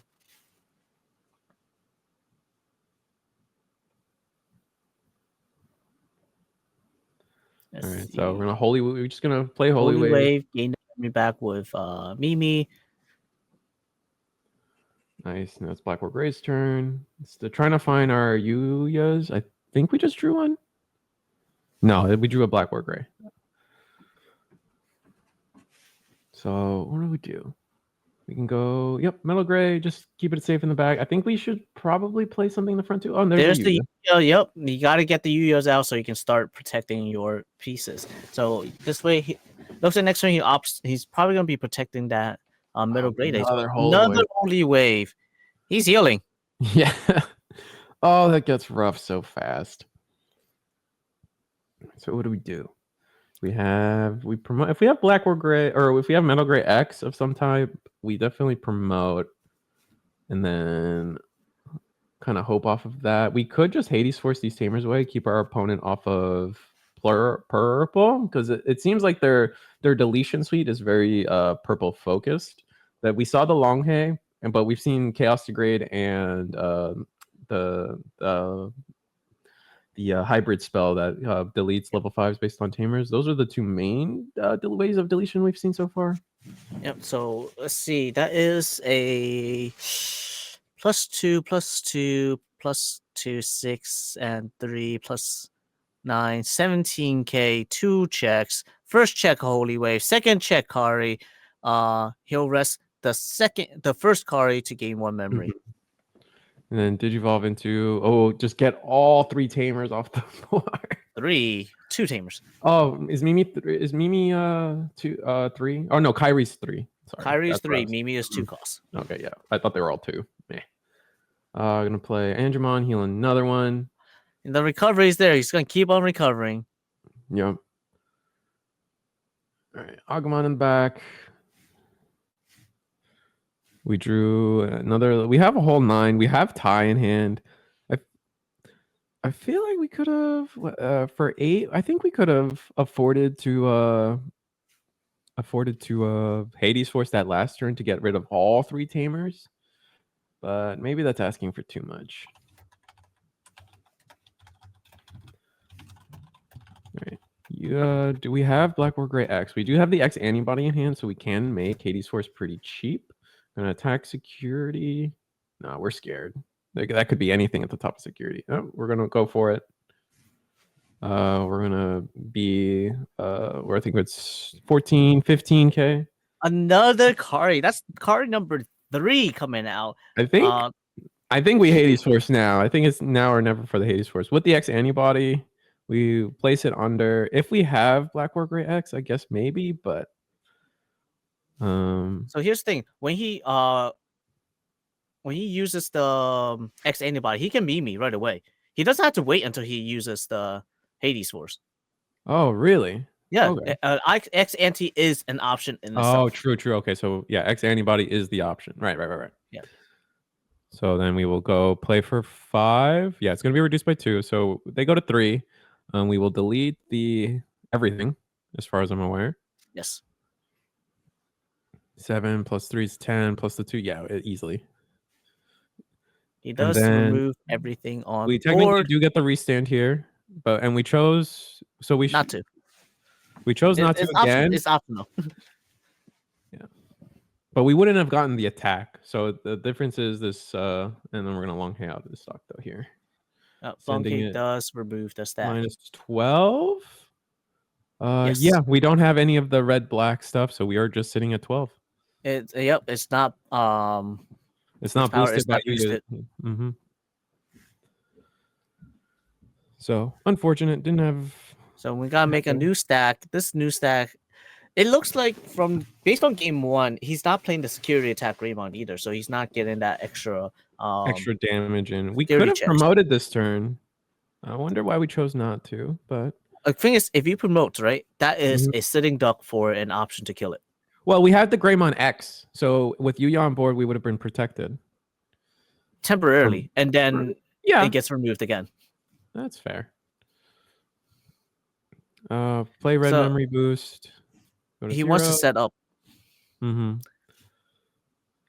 Okay, so get the Black or Gray X. And our at this point, is off of purple though, which is huge.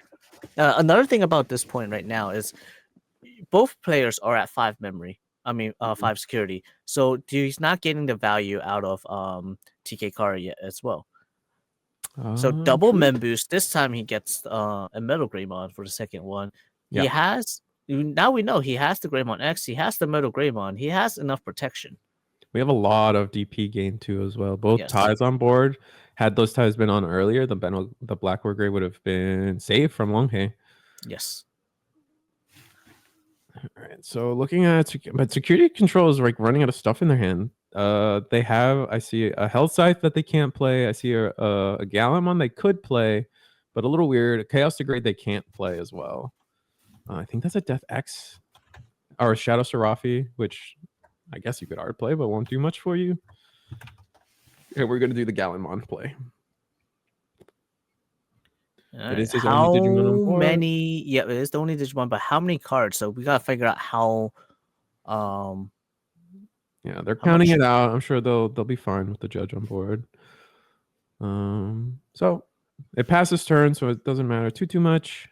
They get memory. They go back to 3 for the Yuya, and now we have the Metal Gray X from the red black one. So we'll be able to be immune to DP reduction as well as de-digivolving if that was a thing.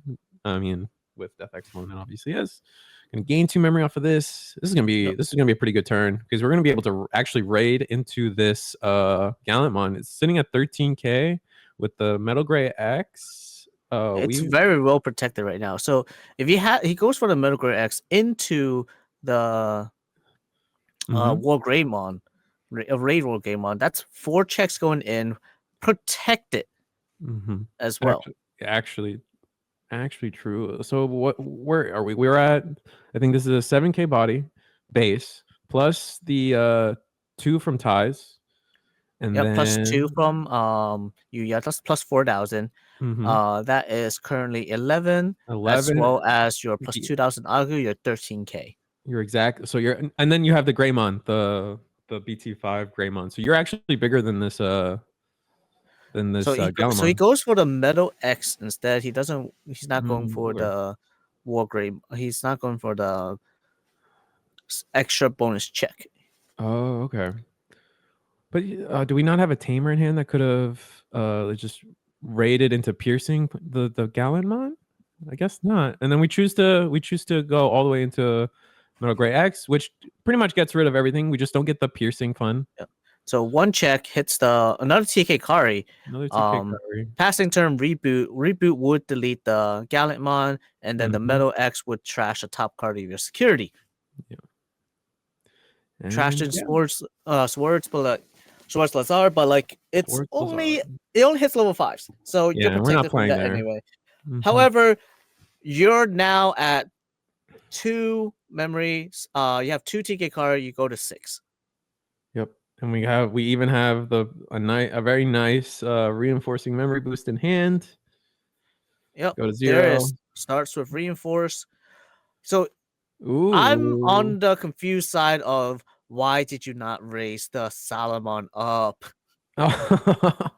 to just get the free check while you were at 3, but I mean, you're right. I think you probably should have. That was your chance to attack. You were at 3, Yep. and we passed turn with that. All right, fair enough. We know it's a what's it called? Wyvern's Breath at the top of security.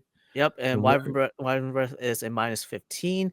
However, we this can just black attack into it, right? Yeah. he can attack into it and will not be deleted because he is 16. You have plus Yeah. 2,000 with the Agumon and plus 1,000 with the plus 2,000 with the ties because there's 2. So it's 17. And then the Greymon as well when attacking plus 2k. There's also Greymon. Yeah, you're right. So Mhm. it's more than big enough. We're more than big enough to get over the Wyvern's Breath, which is Just a great. 1 check into Wyvern's Breath. It's not going to remove it. It Mhm. just sits there and waits. And then we just Digivolve in the back and just set up because we're about to trash another security. Correct. Is this a turn we try to?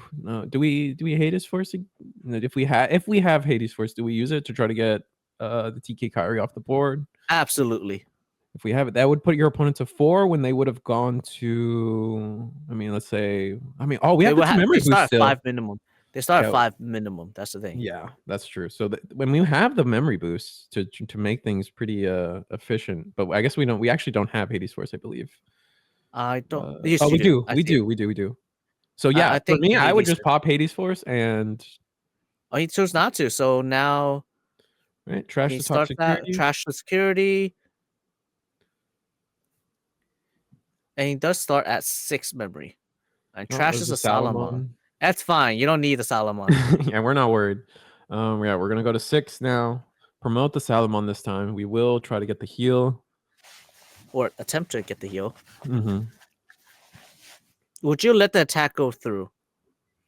Yeah, because I feel like against this deck, there's no way we are losing to our security control is playing for the deck out is the way I see it. Maybe that's the wrong take, but they're playing it to me. They're playing for the deck out. I do believe that playing for deck out is the better way. So right you're now. better off hoping that the Salomon and they chose not to promote. By the way, they took it back. They held Scythe with no purple on board once again. You So can't Hellsight. Yep. We'll rewind that real quick. So they chose to take the Salomon back. So, but if I was Wargrey, I would let them swing with the Salomon and hope it's a memory boost or a tamer. So just to kind of like rob my opponent of that extra whatever. Death Xmon will come onto the board, Digivolve everything, and then delete all level 4s. Yep. But that just kind of gives our opponent, yeah, we're gonna split up the ties. He's giving him time. He's definitely giving him time. The recovery was needed. He needs to recover out of range. Now he's in range of lethal. Absolutely. So I think we do. We're not gonna opt to raid. Once again, we're gonna use all our tamers onto the one Greymon. That's fine because now he has a War Greymon to raid with. He doesn't have to raid with the Metal Greymon. He does have the War Greymon in him. You're right. And we're gonna Digivolve into that one specifically. Yep, and that will give another boost. So it's +6, +2, +2, raid, piercing, +10k piercing, raiding, and onto spend. It's very, very big. You need to options. It's 2 checks. Yeah. So he needs to one option needs to remove the one. Yeah, I was gonna say one option needs to remove the Metal Grey X. The second card needs to recovery. So he has the recovery. Yeah. So we just raid again with the War Greymon for 2 checks. Yeah, I had to raid. I would not raid you. I would attack with the Metal Greymon because the War Greymon cannot. Right. You're way more protected with that stack. I see what you're saying. Absolutely. Another one. Another. So that one's plus 3k. It has a -6k effect. That's still more than enough to raid Yeah, into the and I think Magna, that at that point restand. it's checkmate. Yes. Yeah, it's just a And then Mimi. We attack for game. that is game. Yeah, just keeping your opponent off of purple. Like security control drew kind of poorly after a few turns. Just didn't see another way to get purple on the board. And like I said, black or gray, Hades Force plus the tamer deletion. If you get the right tamers off the board, they can't do anything anymore. Yeah, and now we're gonna go into a game 3. My biggest take right there was he really needed that Solomon recovery. Mm-hmm. That was No, one more recovery right there. That could have taken him out of range. I could have, especially if it was another Holy Wave or another Flame Health Scythe or a way to just actually remove the level 5 body that just kind of stuck around for a little too long and then ended up making the checkmate at the end. Yes, because then that recovery would have got you would have drew one. That means you would have drew the Magna. You would, and then you recovered. Yeah. And it could have been anything. Yes. All right. So at that point, you actually hard played the Magna, recover again. So you actually just completely heals out of range instead of playing down the FX. Yeah, and then you never got a chance. They never had a chance to use the reinforcing as well. They could have extended a turn by a lot at some point. Mm-hmm. So now we're going to game 3. Looks like both mulliganed, both going to game 3. I mean, like we saw security take control take game 1. Black or gray take game 2. I think it's anyone's game. This seems pretty back and forth. As long it's in black or gray's favor, they just have to see the right stuff, kind of like at least quite fast enough. And we're gonna play Digi Emperor. That is Digimon Emperor. So Digimon Emperor makes it so that when your opponent raises up a rookie stack, they lose 2 memory. In others, you cannot take advantage of that. Agumon coming up and then go Digivolving as much.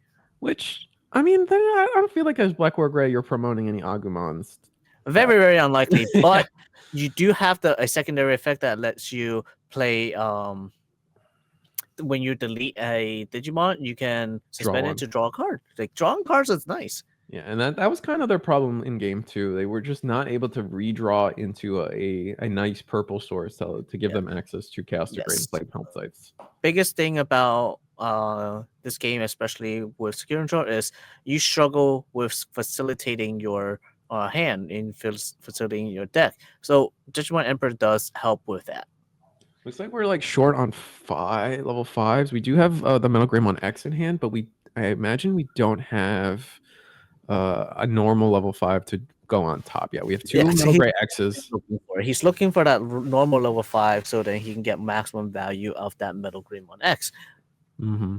And now if this will be the first Magna Aandroidd that potentially goes unanswered, and then they can go into Shadow Serafi, which actually is one of the best cards in the deck. Yes, that Shadow Serafi would be major in this matchup. And we're gonna give it up, or we're gonna give up the hope of finding a normal Greymon stack, and we're gonna go into Metal Gray X right here. Attack for 2 checks. Which it's still 2 checks. Yes, it's still 2 checks. You just don't get the DP gain. Yeah, there's no DP gain. He is 8 + 1 9 + 1. He is 10k 2 checks, and it's he's 11, but I think he's 11. But yeah. 11 because the second tie. Yes, second tie will give it 11. So here's the thing: he didn't use that Yuya effect, so it could have been 13k. Oh, and it would have swung over. It's true. Yes. And I don't think there was a world where you actually go into a level 6 and then even I don't think that turn you even proc the protection from Yuya in the first place. You do not proc the protection, but you do proc the DP gain. Yeah. I just don't think there's a world where you were saving the Yuya effect for something else that turn. Like you were just never going to get it, so you might as well go for the DP gain. Yes, correct. But here we go, another Agumon into a Greymon, and then a Greymon X to search. He finds the Greymon. Aandroidd X to search the Greymon X. Nice. All right. They're trying to speed up. They're trying to play through this last 4 minutes. Yeah, it's been a brawl. They've been boxing. Oh yeah. But they're coming down to time. So it's gonna hard play Solomon past turn. Interesting. Nah, so not finding Shadow Serafi. Had they found Shadow Serafi, I feel like we go down an aggressive game plan and just rest on our laurels of how good that card is for security control. Wait, here we So go. Greymon, I'll go 2, X to Greymon. choosing Does not to he go promote once again. into... There's no need to promote here since you already have a body. Goes to the Greymon X. That one will have the protection and plus 2,000 as Yep. well. Proc the ties. Double tie, gain 2 memory back. So we're sitting at 10k right now before attacking. Yes, we're sitting at 10 before attacking.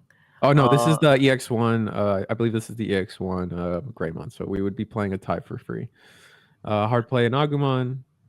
Oh, we got the tie. Oh, there's the tie, but he loses.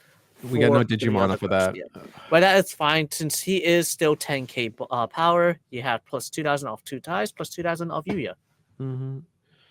So again, once again, not finding our level 5. Like we're just struggling to find it. We're going to that. Imagine we attack. We'll go down. It's with 2 Salamon on board. We're still safe. Putting your opponent at 4 security. We haven't hit the magic number of 3 yet, so I think we're chilling. Holy Wave. That Holy doesn't matter. Wave. It's like it never happened. Kyrie game 1 pass turn. I think we're okay with putting security control on 1 memory. Yes.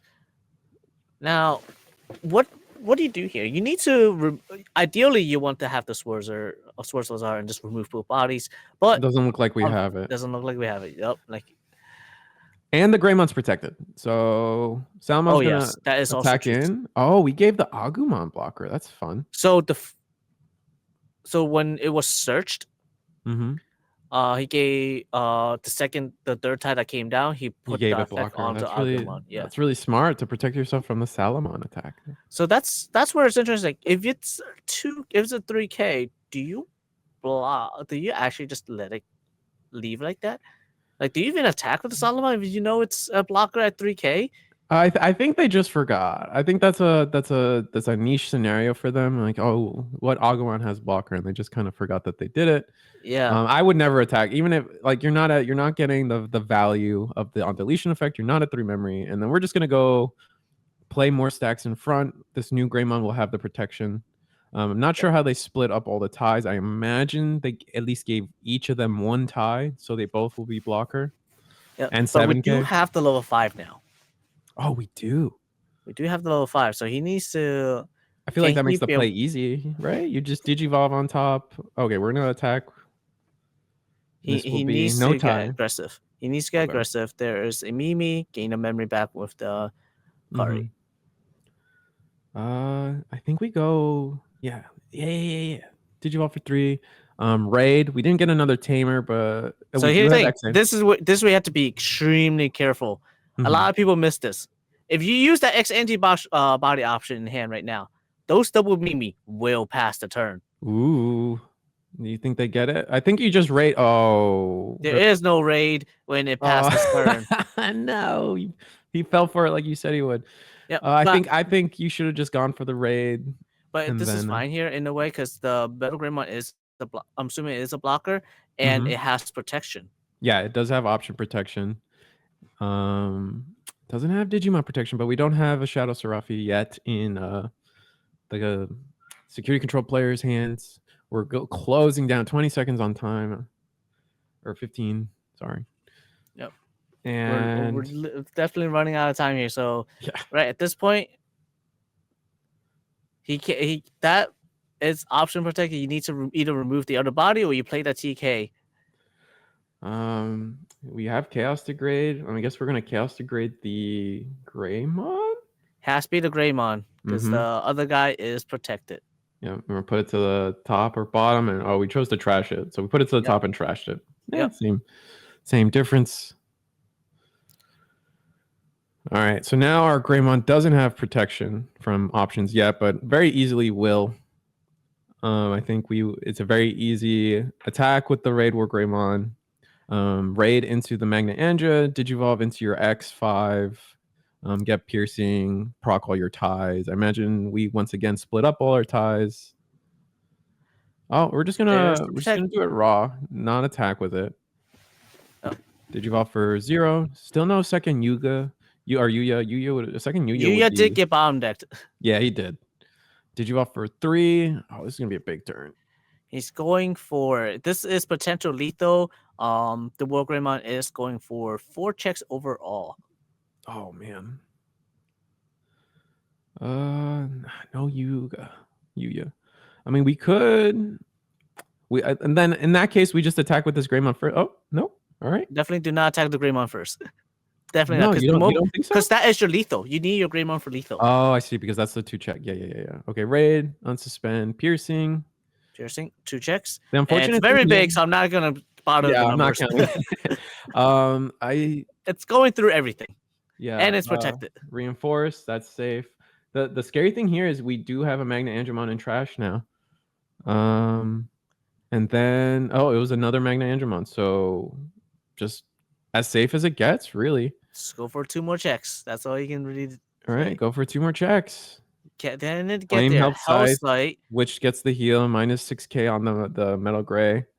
So we're back then at Shadow Serafi. We're bigger. It's more than big enough. Mm-hmm. So at this point, what do you do? Because you have 3 memory. We have I personally, Hades Force is cool. Oh, but this is kind of good too. Get rid of all the. I would have Hades Force personally. I would have. The thing is, if you Hades Force, you're using 5 memory and then double Mimi, you get 2 more no, the Mimis would be 7. Deleted, right? Before. Oh yeah, yeah. Oh yeah, you can do that. You can remove it. Just get your, like, in my mindset, just get your opponent off of purple. Like, just get your opponent off of purple. Don't let them have any purple available to them. Here, like we said, we let the Salamon go because just in case it lives. Salamon does get deleted, and there's the recovery. Is that is a Def X? There's 1, 2, 3, 4, 5, 6 bodies, meaning it's only 2 costs. Yeah, it's cheap, very cheap. Digivolve all of this, which we might be okay with as long as they. Oh, but Schwarmer? No, we still. Schwarmer will only remove the Metal Greymon. Yeah. Which the Metal Greymon actually has protection from deletion. Flame Health Scythe, heal 1 more. We're at 3. Recover. And right, with that, double. Make it cheaper with 1. Use Mimi. one of them because they're going to 3 anyway. There's no point using 2. Mm-hmm. All right. Can he win this turn? This should be last turn of time unless they have their own timer, which I. Okay. This is last turn for the War Greymon player. Can he win this turn? He needs to get 3 checks plus 1 more hit.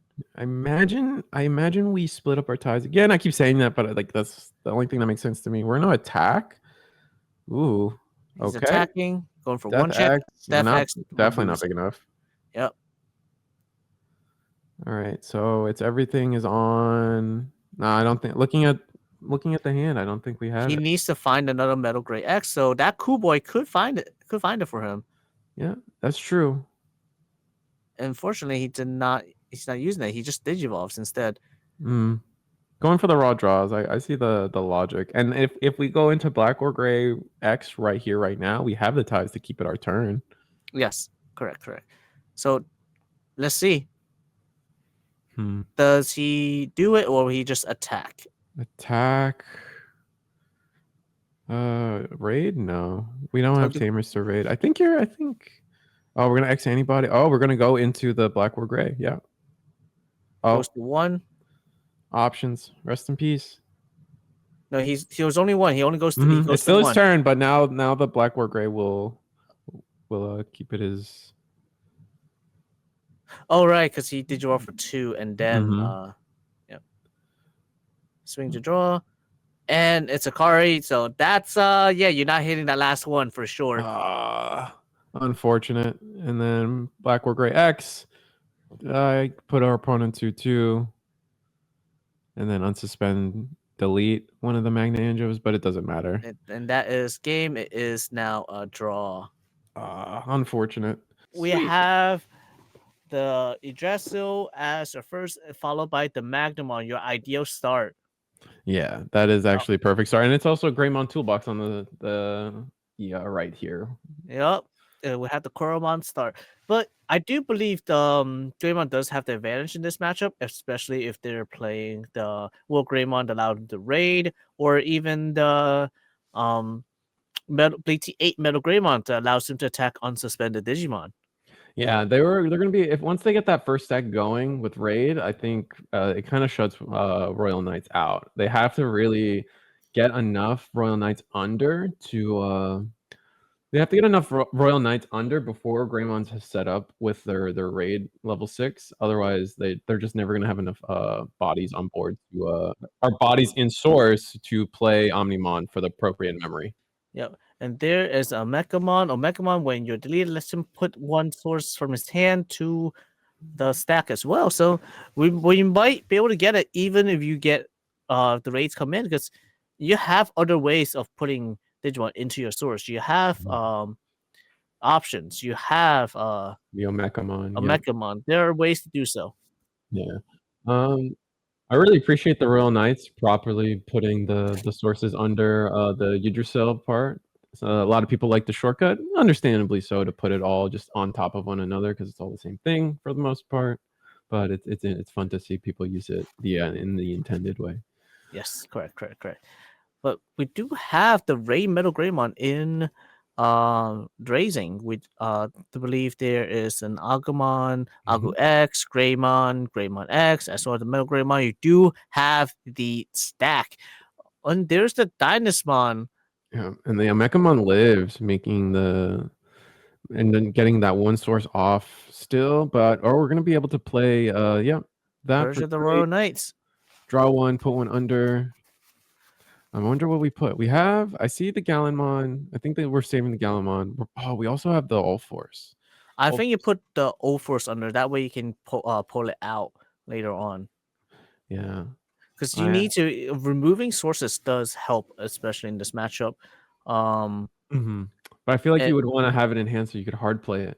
No? Oh, we do choose the All Force. I guess there's other ways to combo off it. Just using Purge won't get you the on-play effects. So just kind of locks your options up. Or not your options, but I just feel like it was probably better in hand. But given that you also want Gallantmon in hand, you also want Gallantmon in hand would have been in source would have been not too bad with Purge of the Royal Knights on board here. Yeah, but the thing is, Gallimon being able to essentially trigger twice, because then you can play it, reduce the play cost two ways. You have its own effect that can reduce it, as well as the Yggdrasil. So be able to play it for cheap and be able to attempt to pop something and then attempt to pop something again when you attack. That's 2 instances of triggering this effect. And then we got the Raid War Greymon right on time. This Dynasmon is not long for the world. Yep, and then gain 1 memory back with the tie. So you do have extra boost. Yeah. You have the 1K from tie. You have the 3K from the Raid War Greymon. 1,000 from the Greymon. Level 4, Red Greymon. So we should be bigger than anything in Royal Knights of Security. So we're gonna raid into the Dynas, piercing 1 check. It's 1 check. He has to draw 1. That tie should be suspended if I'm not wrong. Yeah. Because we did get the memory back. And then first check Magna. Yeah. And then it's going for a second one. He does pierce, but before you pierce, he has to resolve the on deletion effect. Yep. So what do we put under? We put. I'm seeing. Oh, I see Crania. I think Crania is the good play. I see. Oh, he puts the Gallimon in there. Yeah, it hits into a Jesmon. Yeah, they have 2 Gallants. So. And then Remnant boost passing turn. So interesting here. So if we could in theory play Purge this turn, and then attack with Gallantmon into security. Oh no, that wouldn't. No, yeah, you'd be able to delete the Gallantmon. You would be able to delete the Black War Gray or the War Gray once, proc a protection, and then All Force, a hard play All Force with the Yggdrasil effect, and that would clear board pretty easily. So here's the thing right now, right? Because he's only at 2 memory, and you need to remove this like War Greymon somehow. It also has the tie. It is a blocker, so you can't attack with it, and not unless it has protection. Unless it doesn't have protection, you need to remove the protection first before you attack. Maybe. I think there. I mean, there's two ways to go about it. I guess he doesn't have the All Force in hand. I was thinking he had All Force in hand, so that's. If he had I an was old force wrong. in hand, he can play it for cheaper for sure. And then by Mhm. removing those protection stacks, lets him Mhm. play it for cheaper. Oh, we're choosing to go into Magnamon instead. Okay. Interesting. And then yeah, let's you don't get any of the on play effects. But what do we do? Oh, we have Kentoris. Who's Okay. Ganku? Ganku would then bring out All Force? Oh, All Force. All We'll get Force. rid of 6 sources. I think is that enough? That is a good number of sources here. Two. I think that's exactly enough, and the Wargray is gone now. Does hit. Let's see, 2, 4, 6. Yep. All the sources. All right, so able to control the board perfectly. Yep. That's he had the math, and that's why he put the old force in there, because he had to make to bring it back. And now the Magna is going to get him an extra draw as well. Oh yeah, and now Black Wargray can't answer the board at all. So all 3 of these are going back under, get a free draw, and then we might be able to just Omnimon depending.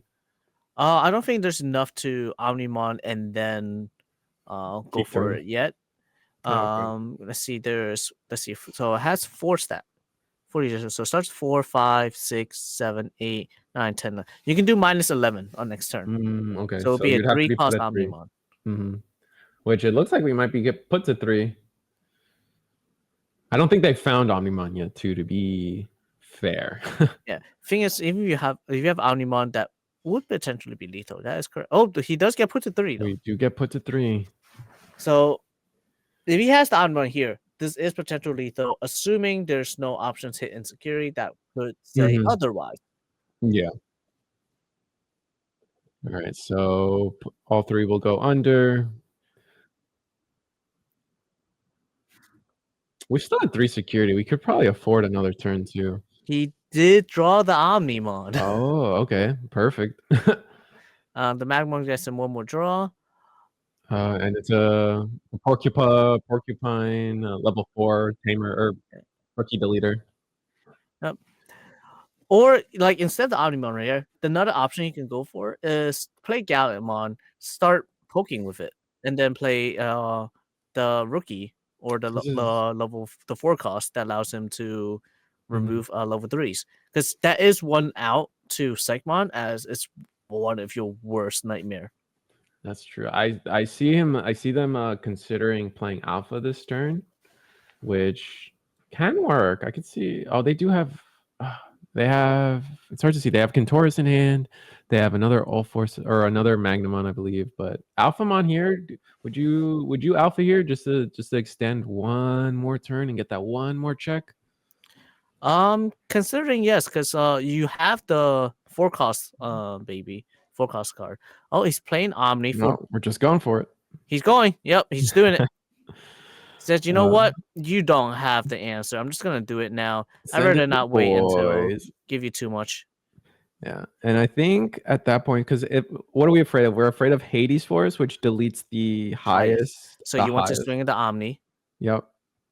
And then I think it's free sailing from there. Yep. Attack. And that is game. He went for it. 6-1. Not bad. Not bad. Little risky because any of those could have been. Oh, he plays long out of stock though. You shouldn't have shown your opponent that. Maybe they didn't catch it. I mean, that's something we call it because we have a bird's eye view. That's true. But we do have Road Knight taking game 1 over Greymon. Yeah. Which Greymon where it was able to do what we said, get to the level 6 first, and then fast enough to try to delete 1 or 2 things. It's just Royal Knights had just that right setup to answer the stack right away, and then just 1 more turn, and gave them essentially the 1 more turn that they needed to play the game. Yes.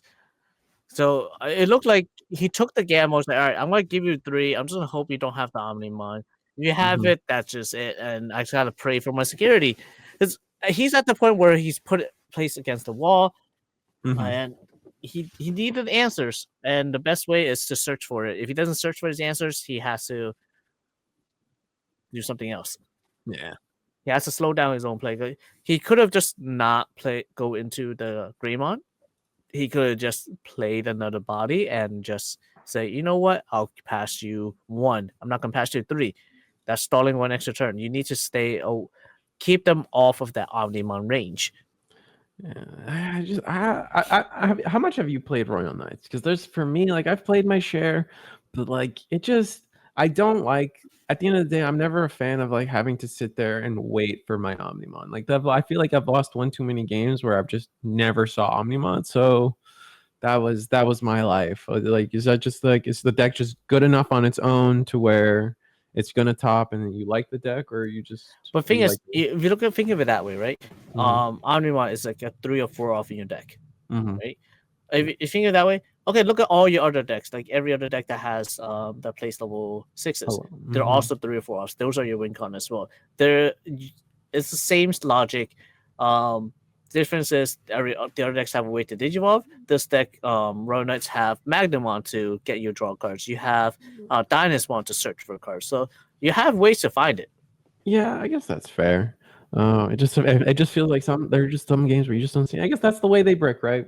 Other decks brick by not seeing their level 4s, so the Royal Knights breaks on not seeing any of their searchers or Omnimon. Yeah, I guess that's fair. It's fair. It's fair in the own way because that's just how the game is made. It's made so that you can only do certain things. Mm-hmm. Finds the long hair, or draws it, I should say, and draws off of the Magnamon. Yep, he has 4, 5, 6, 7, reduced by 7 at most. He does have a Marcus, so he now has a memory tamer. Mm-hmm. He has the memory tamer, and he's preparing. Yeah. So as soon as he can get enough for a Omnimon play, that's gonna go in there to do some damage. Yeah, and we got 2 more hits. Nice. So I think we take the one off, right? Yeah, you kind of need that one off here. The one off is just too memory efficient. I think we gotta pick it up. Yep. So we know Ty is going up. Mm-hmm. Definitely grab the tie. When we get one of, we'll see another Greymon X. It's okay. There's enough of them there, and there's at least 2 more. Yeah. And then a red man boost to pass turn. Really trying to play the setup game this turn. Last game they essentially saw everything and then tried to go aggressive with their first stack. Now they're just. From what I can tell, though, he's missing that level 4. Oh, I mean, yeah. I guess if we're looking for the perfect level 4, I guess we're in a rough spot. He doesn't have that level 4 yet. So 4, 5, 6, 7, 8. Yep, -8 right now. All right, play 4, 3. Oh, so he's going -9 now. Oh wow! And you got the leopard monster. You're looking good. Just on to pop. Mm-hmm. And now the Greymon can't. Since we're only a rookie, we can't go up to a body big enough to get into this Jessamon thing unless we have exactly unless we found the correct level 4, which I don't believe we did. Well, we're not getting where we want to be. Definitely not. It might have been better to raise it up in order to get another draw and search. But he does pass 1, but he does have the memory trick. There is the level 4 here. There's 2 level 4s. I think it is the Yeah, we take that one. That you play the tie for free. Mm-hmm. But right here, we do have a 10 cost reduction now. Mm-hmm. So we're 1 off from having Omnimons for 3.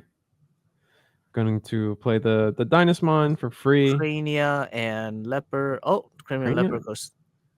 Wow. There's a Crania to hand. I've got what the other one was. And then Mecha to pass turn. I think that's just memory efficiency right now. Pure efficiency. Yeah, choking your opponent to 1 once again. But with the Leopard one set up, I mean, Alphamon or Royal Knights only has 3 bodies under Yggdrasil right now. So you could maybe pop all your boosts and just go up your lines and do some damage here. If you can get into a Metal Greymon to raid into the Dynasmon and remove it, it is definitely an option to do so. Question is, does he have the ability to do that right now? Because he has the Omecamon. That Omecamon is one more source that he's adding in. Mm-hmm. All right, so we are going to promote. We pop the boost, go to 3. Digivolve for 2 into the champion we played out earlier. Play the tie. I know was in hand. We all know it's in hand. He searched it after all. Yeah. Digivolve for 2. Yep. Play the tie. There So it as is. blocker. We'll Digivolve into the Greymon we know we searched. Yep. He also, gains memory. I was also able to catch the hand. The hand actually has the memory setter tie as well from the starter deck. All right. So he has 2 memory now. Going into Metal Greymon only costs 1 since it's a 3 and -2. Yep. Off the boost, does he have the Metal X along with the War Greymon? That would be almost too perfect. There's the Metal X. All Show right, me that Raid War Greymon. There it is. Yeah, they have it. Digivolve for 3.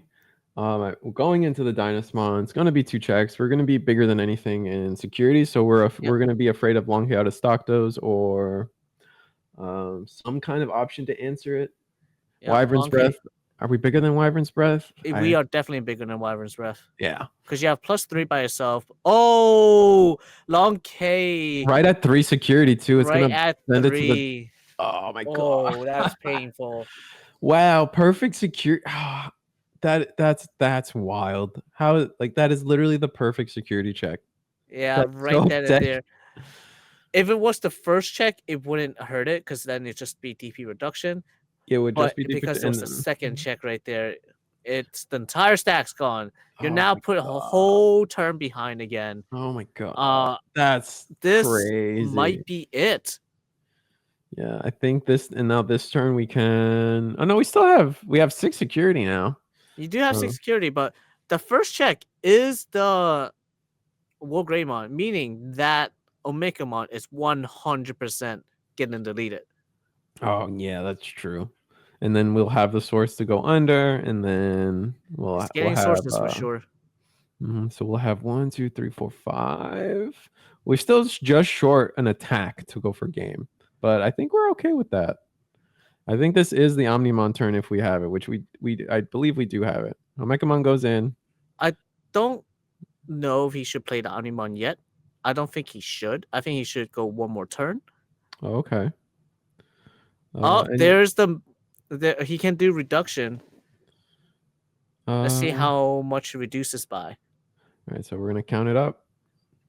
No, he has reduced by himself and reduced. All right, we use use the read yourself, and then we're gonna end the turn by passing with Magnamon. Yep, and that's just checkmate at that point. I believe. I think the Omnimon is coming down next turn. If I'm not wrong, that is an Omnimon on the side of the hand. Yeah, they have it. Not just 1, but 2, right? That looks like 2. Yeah, but I think it is 2. You're right. Yeah, this is over. Next turn. Let's see. Let's pray to the security god. Maybe a single Hades Force is in there, but you still play around Hades Force, which is the unfortunate part. Because let's see, we have 1, 2. Because you can Persian Roy Knight to bring out a Magnamon first, then play the Omni, bring out the other one as well. Yep. So that'll end up being just a little too perfect. We're gonna hard play Agumon, put our opponent to 1, but they're going to 3 anyway. Yep. Oh man. Oh, double option. Oh, we only get the 1 hit because this Agumon doesn't search. Yeah, it doesn't search Omni. In addition, like the BT5 one does. Yep. He only takes 1 of the 2. Yeah. So we're gonna take the Greymon, which I probably would have taken the Omnimon. I don't think we're in a world where at this point. I think it might just be over and it won't matter. Let's see. We have 4, 5, 6, 7, 8, 9, 10, 11. Yeah, we have so much reduction. -13 right now. So he's not even going to purge. He's just going to play. He's not even going to purge. Okay. Being less optimal. But I think it's fine. We're going to play all our Royal Knights. Let's make sure he doesn't play a second Magna. 6 bodies. Yeah. And the would delete it. Yep. I want to attack with Magna first. Magna lets him draw 1. Yep. I think we should attack with the highest DP guy first. first, but it doesn't really, unless all 3 of these checks are Hades Force, it don't matter too much. Oh, Gain 1 memory. Gain memory. a memory. Attack Omni. That's probably why he didn't do the purge first, because then you're also reducing your play cost as well. True. And it makes sense. That's game. That is game. Royal Knight takes the win over Tribal Greymon. Let's go. Our players are setting up. We don't know what deck they're playing yet. Don't believe either player have been on stream. I don't recognize anyone, but it is kind of fun. I know that there's like with other games, especially like the leader type games, there's like you instantly know what you're playing against before you even mulligan. In this game, you don't. It technically is supposed to be a secret until you traditionally, once you flip the Digi Egg or the Digitami, like you kind of can have a good guess at what your opponent is playing. All right, Royal Knights. Royal Knights for Philip. And now, Nathan, let's see, what will you be playing? That looks like a Magna on that. Yeah. To me, is that Wanyamon? Oh, that is Wanyamon. So this and that is the blue flare you've been asking for this whole time. We're gonna the best turn 1 that blue flare wants is a rookie into a blazing memory boost. This time we don't got the rookie, but we at least got the blazing memory boost. And like, what are we gonna take? We're gonna take Metal, and we took the Metal Greymon, and then we're gonna take the Gossmon, the OG one from BT13. So here's the thing, though. We see a Soulrai going to the bottom of the deck, and we know Soulrai is one of your win condition against Royal Knights, especially when they pop their bodies out, bring them all out. You play Soulrai. There you go. Stop. You can't attack anymore. None of them have sources. Yeah, I mean, this is realistically the matchup you're playing Soulrai for the biggest reasons, right? Like there's other removal options that you could try to be teching in, but because Soulrai is what it is, and Royal Knights exists, and Shine, I guess Shine and ShineGrey and Royal Knights are the 2 reasons you're playing Soulrai. But yeah, so sending one to the bottom this early, you're probably running. I imagine most blue flares have the room to run 3, and they probably are on 3, but could be 2, maybe could be 4. I don't know. It's kind of hard to tell which card that is. That looks like Craniumon, the OG Craniumon. Oh yeah, it is. It's the alt art. It's the actually, it's the funny enough, it's the alt art that comes with this this mat, I believe. No, it doesn't. No, it's a different mat. No, it doesn't matter. It's the Royal Knights one, but it's right here. We know we have our eggs, our Joshua eggs. We have 2 more sources, so that's 4 plus 5. You can have a 9 cost reduction. All right, so that's a Dynast for 2. We're actually gonna do Jesmon. Get rid of the male Birdramon. Yeah, get rid of male Birdramon. You don't have a tamer yet, so you don't even get sources back, and just passing turn. Oh, it looks like we're gonna be we're gonna looking at the hand right now. It seems like they don't even have tamer, so this could be just one of those games where blue flare doesn't get off the ground just because they never saw any tamer. They can. Yeah, this is not one of those ideal starts. No tamer. You don't have the Greymon to search. This is kind of painful. You don't even draw off this attack either. Yeah, it's really unfortunate. And we attack. So the Gossmon lets you play a body. What body will he play though? They're mulling it over. I'm pretty sure they have it. I actually only see rookies in here. They have a male bird. They have a single male bird. Oh, maybe a metal or a Greymon. Oh, they have a male bird. Base the male bird off of it. And play Soulrai to say no more. Interesting. Stop. Okay. No more. I feel like the Sora is just as strictly just the pass turn, because I don't see a world where they were going to be attacking in the first place. And then we're gonna play the Genku, and it then does. Now remove another male bird. That's 2 male birds gone now. 2 male birds gone. I think our hand still has a couple champions, and we still have rookies though. We're like kind of flooded on rookies too. Maybe we should not have picked it. And memory choke one more time with a blue memory boost. There's 1 tamer. There's 2 tamers. That's 2 tamers go straight to the bottom of the deck now. This is kind of why I'm saying the trainings are kind of good still. I still think blue memory boost is cool and all, but I think the trainings are just slightly better. Having a little discourse about putting them to the bottom, but we're gonna take the Decker. Mm-hmm.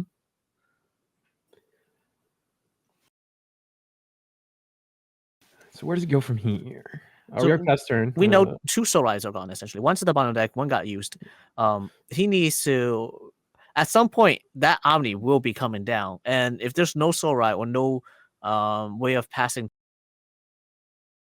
in that security, this is going to be it. Yeah, and given the fact that we still don't have a tamer, even if we get started now as Blue Flare, I think it's just too much at this point. Like,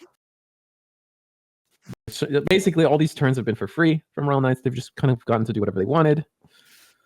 And we're gonna Gossmon one more time. Do we draw a tamer yet? Asking about how many sources we have. We have 7 plus 4. Looks like we have 11, potentially 12 or in reduction. Yep, potentially, because the see, so another Gossmon swing does get deleted. What body do we play this time? Decker? Yep, Decker. So Decker will draw 1, and then 1 more for the and the Digimon on the opponent's side of the board. Does he have the tamer yet? They did draw into a Blazing Memory Boost, so they could pop one of these boosts, Blazing Memory Boost, see if they pull the tamer, and then just kind of start hoping from there. But it's a lot of I just feel like it's too much. They needed to do a little more pressure. He needs these tamer, but we have yet to see it. That looks like a Sorai in hand too. If that's another Sorai, he has 1 left that's potentially security. If that's it, then he's probably not seeing it. We are gonna pop the boost, play the Blazing. Yeah, play Blazing, hope for a tamer. He wants to keep turn. We do get tamer. That's good. Death Axmon isn't as important, but we get the tamer. We get 2 cards. I imagine we take the Greymon and then I believe that's. I think it's probably Decker and the Greymon because I don't think he needs the Plasma right now because he needs more. He needs level 4s. He needs cards to Digicross with. That's fair. And I mean, yeah, that's fair. I mean, now that we have a Greymon in hand at the very least, we do have the tamer that lets us Digicross from grave, which is really helpful. Yes. I imagine we pop the other Blazing and pass turn by doing a 3-cost play of some type, I would hope. But it'll be hard to see. And we're gonna pass turn with Sorai, so we're just Sorai to pass. He's saying, all right, I don't care if you have the Omni or not. You're waiting 1 extra turn regardless. Yeah, so it will strip the Crania and then forcing the Alphamon to go under. Let's see. Like you said, that is 4. 1, 2, 3, 4, 5, 6, 7, 8. So that minus 12 total. Yep. And we're gonna play for 6, put 1 under, gain 3. So I imagine we might not even have the Omni yet unless we searched it. Or he's waiting for it. He's like, I don't need to use it yet. This is the 3rd Sorai. Yeah. 3rd Sorai means that yeah, and the memories, I think the memory tracks. We'll go to 2 plus 3. Yeah, we're all good. And plays a Magna for free. Does he just pass turn? I think he just passed turn. Yeah, just pass turn. It's kind of risky though, passing turn. We do have jamming. We do have. I mean, we only have 1 body on board, but yeah, but he can't play another body. If he plays another body, that's gonna give him way too much memory. True. He gets the 1 extra memory for the tamer. We have access to double boost. I think we have another rookie. Yeah, we do Digivolve the rookie. And we do draw into a Kiriha finally. Yep. He needs to survive 1 more turn at the very, very least. So we can go into Metal Gray, freeze the Magna so it can't block, and then go for at least 2 checks this turn and put our opponent in a weird spot. We could even pop boost, go into Z Greymon for some extra stuff, but maybe it's none of it's worth it. That was the 3rd Sorai. I feel like the Sorai was just 1 turn too early. I think you needed to just hope that they didn't have the alpha or couldn't alpha this turn, or Omni, I should say, and then Sorai this turn. Yeah, because this is one of the scary matchups, of course, and needs to be able to deal with it. Like, if you can't deal with the Omni coming down, this is going to be game unless your security is that busted. Yeah, which I don't think. I mean, we already saw 3 Sorais. I can't imagine that It's hard for me to imagine a world where they play 4, but they could, and it could be insecurity. Definitely can. Looks like Blazing. He uses Blazing to pass 1. Pass 1, but 1 that's not going to be enough because we do have Royal Knights on board, and we have 1 more. Okay, that's another Kirihane. That's another tamer. So that's a Metal Greymon, and I missed the other one. Yeah, I missed the other one too. But what I'm saying is, like, we'll be able to purge into the Leopardmon, and then Leopardmon will be able to reduce the cost of the Omnimon, and I think that's enough to get us almost like nearly a free Omnimon. I think that is a free Omnimon right now. Yeah, I think you're right. Yeah, we're gonna purge. It's -14. Oh yeah. All right, now it's just doesn't matter. It's just gonna be free. Yeah. We could have been a little more optimal, gotten both Magnas, but it's fine. We're chilling. Okay, when we put the Magna under Alpha to get the effect. Yep. All right. Do we have the Soul Ryan security, or do we have an Ice Wall security? Ice Wall would be huge. Nope. Ice Wall and Soul Ryan are the only ways. Nope. Not today. No. And definitely not it. That's game. As game 1 going to Royal Knights, we're now heading into game 2. Unfortunately, there is not a Soul Ride insecurity, nor will there be an Ice Wall. Those two are the only cards possible to keep them alive and going to give them a chance to push for game following turn. Yeah. Just unfortunate. It's just the game. That's one of the weaknesses of Blue Flare.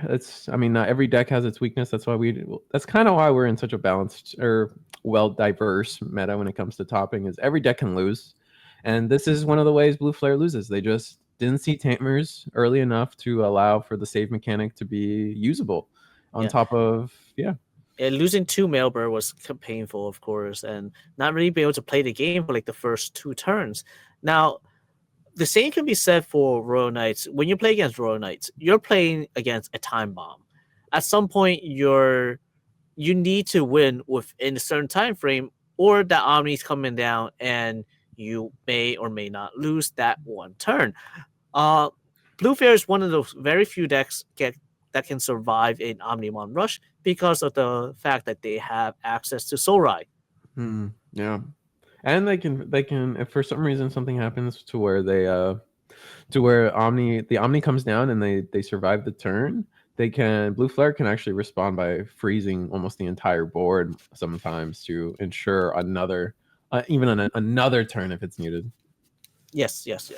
But in this case, it's more likely than not all you need is the one Soul Ride, or at least Soul Ride. Use the Soul Ride from your hand the turn before that you expect the Omnis come down, and then you win the following turn instead. All right.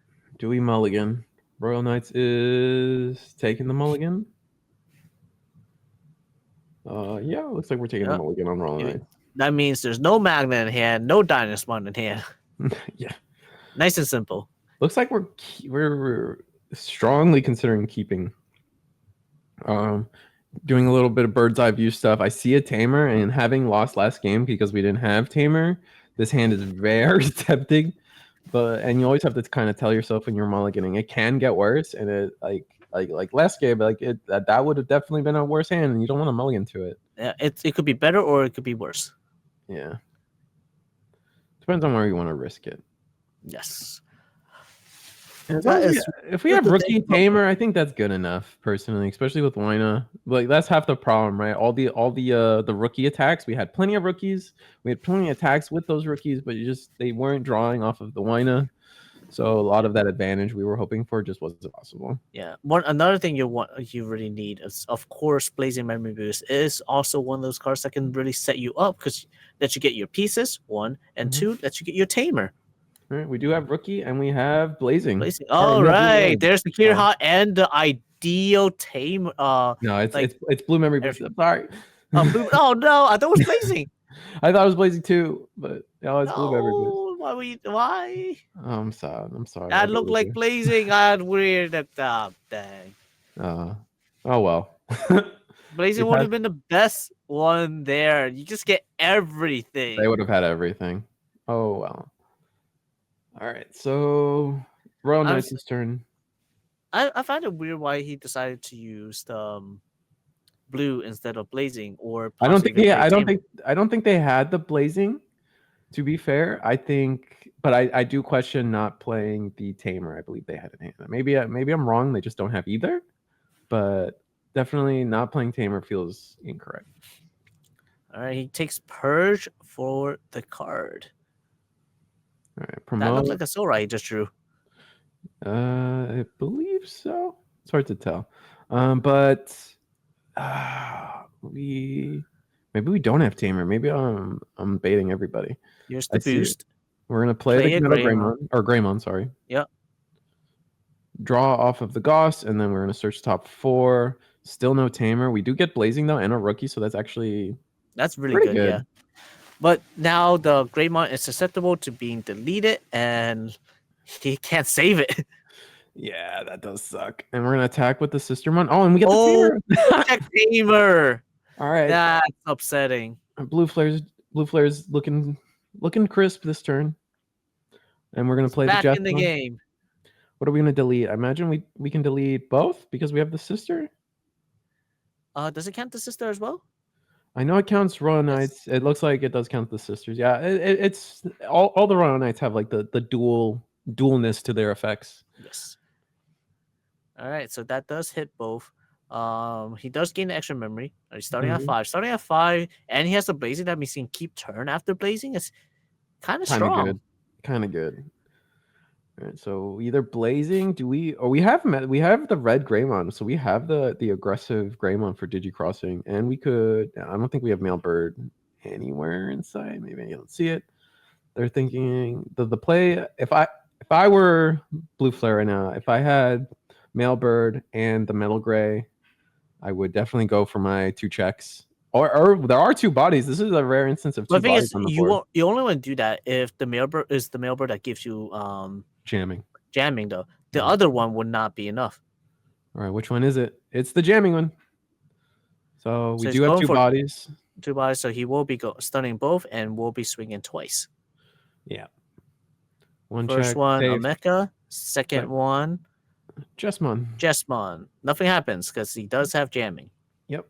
And then we end the turn with blazing. That's pretty good. And it's still early enough to where we're realistically not going to 4, 5. And does he have the tamer? No, but that is 1 soul ride revealed. And that's definitely going to the bottom, unfortunately. I think we take another boost. I don't see a world where we take any of these rookies. So we're taking boost and then Metal or Greymon. Not taking the other Metal Gray. I guess the store stripping effect isn't really ever going to be relevant in this matchup. Not really. It's really just so you have another body to play. And I do believe that Metal Gray does have rush as well. So it's just another way of getting the attacks in. So what do you do as Royal Knights? Because I think Blue Flare's got control right now. You need to find a way to actually deal with this this Metal Gray on board. If you have All Force is a pretty solid answer. Jesmon doesn't get you there. Oh, we're gonna purge, put 1 under, and then gain 3 back. But like right here, Royal Knights is really slowing down. He only has 2 sources, like 2 sources besides the Yggdrasil in there. So he really slowed this game. He hasn't done much. He hasn't been able to get those sources in there. Yeah. So without those sources, without the play cost reduction, it's really hard to get in. And now that the system is frozen, it's gonna sit there forever. The moment you play a second body, that's another 2 checks with jamming from that Metal Greymon. Yeah, that sucks. Yeah, playing the Sistermon's gonna end up like hurting them a lot in this game, especially since the Systemon needed to get deleted from that swing, but Systemon hitting the tamer made all the difference. Absolutely. So we're trying to math out what we want to do the last turn. We have 4 plus 3, 7, 8, 9 reduction. So we can play a few things past turn for cheaply, but the dual tamer will allow us to gain 1 memory no matter what, especially if we promote the Gossmon. Unless we have it's either this turn is literally, to me, you have to play All Force or something else. Like not something else, but like that All Force is the best. You just windmill slam all force on the board. Otherwise, you're just kind of playing something and hoping. Oh well, Alpha's good. Alpha for 3. Put a source under. I think Metal Greymon just gets under the Alpha effect, right? Because it's 8 cost or more that stop can attack with the Alphamon, I believe. There's a. I think it was 10 costs. Oh, it's 10 cost or more. Okay, either way, the Metal Greymon is under that. I'm pretty sure that is the 10 cost or more Digimon cannot attack. Because the other card Congo was 7 costs or less cannot attack. All right, we attack with Gossmon, get our draw. We do get to play level 4. We played the Greymon that we searched earlier. Search some more, and there was a Soul Ride in hand. Oh, that's another Soul Ride being revealed. Right to the bottom. Oh, this isn't this lethal. Oh wait, the Metal Greymon can't attack. I mean there was 6 Metal Greymon can't attack if he goes into, or the Z Greymon can't attack. Sorry. Yeah, the Z Greymon would not be able to attack. So we it's not quite lethal unless we have another Metal Grey, which we haven't searched one, but the hand could just have another one. And with one Greymon on board, all we need is another. Marcus, so he can do -3 to 1. Okay. All right. Second hit. Craniumon does not matter as it does have jamming. Does he have the Metal Greymon for game, or will he? And we do, so that's game. There is the Metal Greymon for game. So Blue Flare being able to set up their stuff, got kind of gifted a tamer right on time. Oh, that tamer was really helpful. There was another basic members in the security. Oh, that would have been nice. Royal Knights. It's nice if Royal Knights was a deck that likes to chip at you, but they typically just kind of go for the through your security and one. Yeah, they go for the OTK. Very rarely do they chip you unless it's an Omecamon. In this case, they really didn't want to keep the Sistermon on board, so they tried to go for the chip, and it ended up hurting them a little bit. Yeah, but you needed to chip because at some point, what if you left it all there? Your first check was the Soul Ride. You just want to reduce the chances of there being a Soul Ride in security as much as possible. Absolutely. That's just very unfortunate that of all things to hit, it was a tamer and not like a rookie or something to remove the system on itself. Yeah. So something I always ask, I love asking people this, is like, do you choose to go first or second? And I believe that your Royal Knights, you go first every time, no matter what. There is no question. If you have the choice, you always go first. It doesn't matter what you're playing against. You're going first as Royal Knights. Yes. It's your ideal, your most ideal start is, of course, you open a Magnamon so you can play it for 2. Mm-hmm. So then that's your best start. And if you're going second, you're reducing once and then that's it. You don't really get to play the Magnamon. You don't really get to abuse the Dynasmon unless they give you enough memory so that you're not passing a lot or passing little. And you get one more hatch, right? Or I guess it's not technically hatching, but whatever. You get what I mean. You get the reduction more by going first. Mm-hmm. And everything, you get closer to the point of being able to do 2 things on your turn as Royal Knights, and I think that's one of the key moments in Royal Knights, which like the difference between a Royal Knights game that won and lost really comes down to how quickly they got to the point of like, I can play 2 cards now. You're in trouble. There's that, and of course, whether you can play the Omnimon down or not and not pass turn. And ideally, you don't want to pass turn when you play the Omni, so you can start attacking with it. And the worst case scenario is you play the Omni passing turn and you just remove a body and wait. Yeah. All right, we do have a tamer on the Blue Flare side, but we're going to choose to mulligan it. It wasn't good enough. Yeah.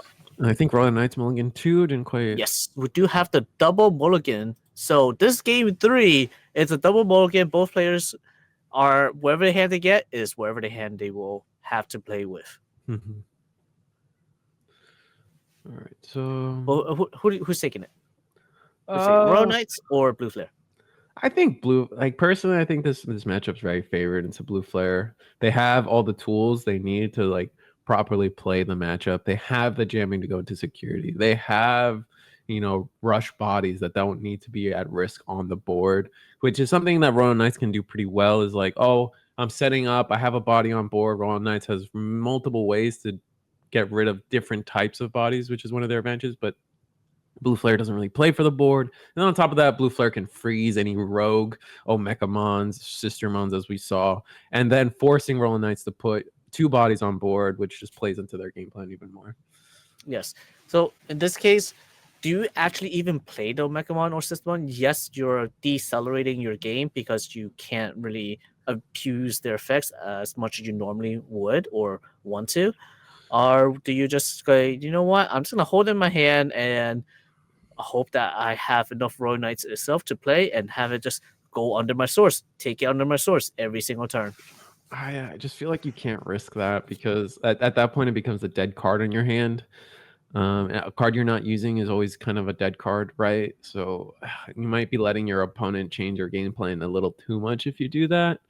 But at the same time, I don't know. We're just gonna hard play. I think this is a Leopardmon. It's the Altar Leopardmon. It's the glare's a little hard to see, but I believe it's know Leopard. we do know it's an 11 cost base. Yeah. All right. So we do have Rookie. Do we have Blazing? Being able to Blazing and keep turn. I see Tamer. I do see Tamer. Tamer good. Mailbird. Mailbird for Tamer? Yep. Mailbird lets you play Tamer. Greymon for search. Nice. I think that's really strong. All right, and we off the search we get the Metal Greymon. So and another team. Oh, Blazing as well. I think we take the Blazing instead of it's the Tamer. always Blazing. Yes, it's always Blazing because the Tamer will come down eventually. You have your at least one Tamer already. That's you the only most need the important one. Yeah. All right. So what does Royal Knights respond with? We can reduce by 4, 5, 6, 7. Yes. Turn 2 is always 7. Yeah.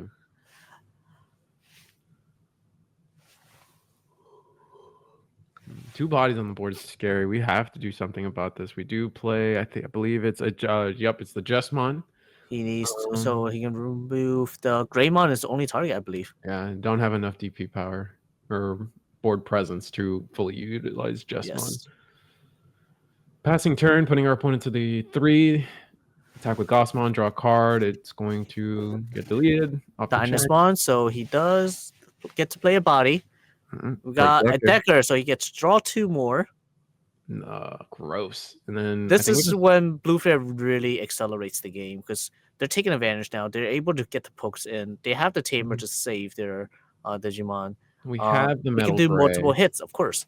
The unfortunate part is this the Mailbird isn't the jamming one, so there's a world where you don't Metal Greymon here, unless you're just trying to go as aggressive as possible. We do have the Blazing and just wait an extra turn if he wants to.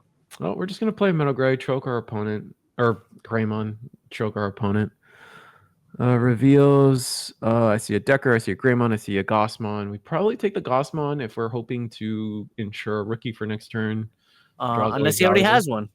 He might already have one, but we take both champions. It was another Metal Greymon or another Greymon. Another Greymon and a Decker. So it's very likely he already has another rookie in hand. Yeah, I hope so.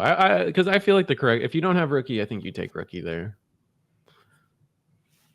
But let's see, we can go for a minus. Let's see, 4, 5, 6, 7. We hard 8. Play. I think this is Crania. Yep, it is Crania. Crania can force an attack coming in at the end of the turn. So he could block it, just remove one more body. Mm-hmm. I mean, at the end of the day, I think we still we attack with Decker. Our game plan's pretty simple. We attack Greymon, we attack Decker. Everything's gonna get saved under Kiriha anyway. Yes. Put our opponent to something. But he could also go into Middle Grey first to stun, not allowing him to block. True. Right. Oh, we do have the rookie, so draw off the rookie. Yeah, we could guarantee 3 checks here, and then with the rookie in the back, kind of put our opponent on their toes. I probably think mulling it over, choosing not to. Oh, we don't block. Interesting. First one on Mecha. All right, 4-4 does get deleted. Nice. We're happy with that. Oh, we do have the red Metal Gray in hand, so we could actually try to go for 2 checks all at once. Freeze the Crania. Something I tell people all the time when they're playing Blue Flare is when they offer you a block, you always take it. And I strongly believe that they should have blocked that Greymon attack with Craniamon, because now you could play the Metal Greymon here, freeze the freeze the Craniumon, attack for 2 checks. I mean, maybe you don't have jamming, you don't get lucky, but like, why put yourself in that risk, right? So let's find out what he do. He only has so much he can do. There are very limited options, of course. Of course, there's also Blazing to wait an extra turn, but Okay. Blazing here doesn't do anything. Yeah. Oh, another Tamer. Oh, and the jamming Mailbird. Yeah, 2 of them. So that's Tamer comes down. I think he takes the jamming Mailbird for at the very least, and the ShineGrey. Took the ShineGrey. Yep. Leaving. Oh, that thing has to. The Decker has to attack. Force the attack, block it, and does go under a Tamer. Passing turn. So he's at 2 memory. 2 memory with 4, 5. I have to count every single turn. All right, we're gonna Genkumon, play the Craniumon once more, and passing turn. So now there's 2 bodies. You can just freeze both bodies. Yeah. Sure, they're blockers, but that's fine. I think Blue Flare just won the game here, personally. This may just be lethal. All right, so we have 3 memory, and we go to 4. If we're choosing if we want to promote or not before, I think it's pretty much a simple. We definitely promote. Let's see a world. I believe so too. So you just promote. What you do, you just promote and go into your Metal Gray, freeze them both, and then attack with the rookie. Absolutely, and then you'll have jamming and restand. Correct. And at that point, the security needs to remove the Metal Greymon somehow with. And if you have 2 Metal Greymons in hand, you could just pop the boost and play a second Metal Greymon. Correct. That is also true too. All right, so we're going to play. All right, yep. This is Metal Greymon. Oh, he's going for the jamming with the security +1 first. It's a little risky. Absolutely. We're going to draw off of Gossmon. I believe both are frozen because I think Metal Greymon freezes 3 bodies from blocking. Yes, it will freeze up to 3 bodies and pop the boost. Because they can't attack. Popping boost. So I think they're trying to draw off of the Gossmon, but I think they missed it, or is it mandatory? I do believe the Gossmon draw is mandatory, as it's a fixable game state, so he has to. Yeah. So that's good. Now it's as simple as. Oh. And let's see, great. Oh, you're right. Yeah, Craniumon is unaffected by stuff, so we keep missing that. So it's not frozen. Maybe the restand could have been relevant, but we could attack. We still attack with Gossmon. Still attack with. We're going into Decker. Oh, do we go into Zeeg? I know Zeeg's in hand. Attack, restand. He has Armor Purge. Oh, that's what it is. Yep. And then we attack, and then Armor Purge. Yep. That is game. So we're gonna have on screen. You guys got Hunters versus ShineGrey. So going into our next round, let's keep our fingers crossed for Machine to win. I know we saw this matchup earlier. Both players have not been on stream, which is why we have them. We had Hunter take the win. This time, let's see, will it be the same? Will Hunter take the win again, or will Shine triumph over Hunter?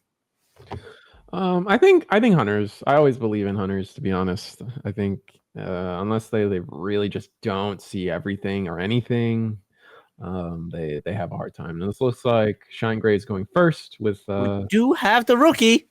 That's a great start. We've seen a lot of bricks from our ShineGrey. We're gonna start with an Agumon. Wait, no, this is a Biomon. It's the searcher for Vaccine and Tamer, I believe. It's Vaccine, yep. So he's going to Reddit. So it essentially does the same thing as Kudomon. Where you're searching for Tamer and a vaccine. Vaccine, and Biomon does essentially that. Yeah, but it just lets you keep with the red base, right? Whereas Kudomon forces you to yellow. Yep, Kudomon is yellow, Biomon is red. You got to pick and choose. What do you need? What do you want? And we're going to hard play King Shoutmon, not Digicrossing, and just using the effect to play a Tamer. Not bad. I generally like to in this situation. I generally like to just hard play the Tamer and save the Digivolve for later. But we're good. Yeah, -3. he wants the aggression. He wants that body out there so he can play it out.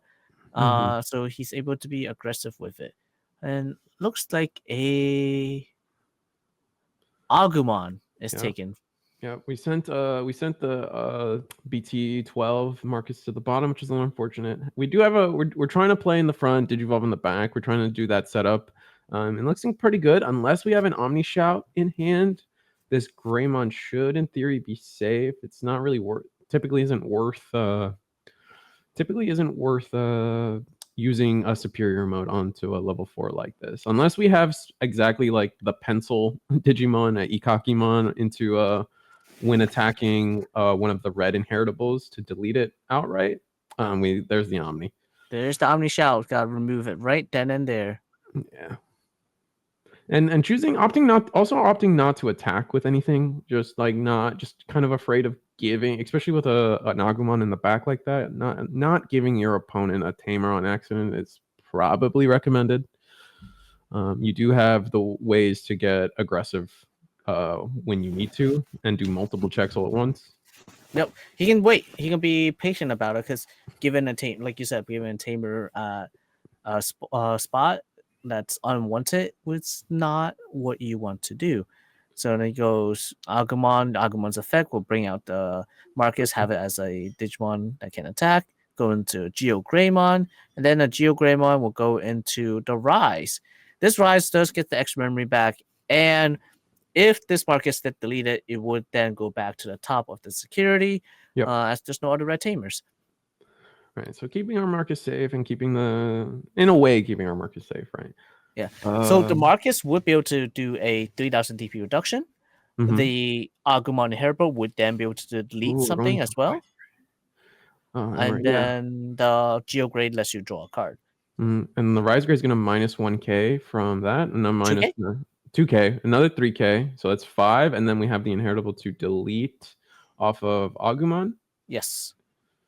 And we're going to draw off of deletion, so unfortunately didn't get any attacks off of the stack, and kind of punished. And then this is kind of how it is with ShineGrey. Like, they were able to have a body in the front that needed to get answered, and then answer with their body in the back. And I feel like we saw earlier today that when a ShineGrey player didn't do that, they got severely punished for it.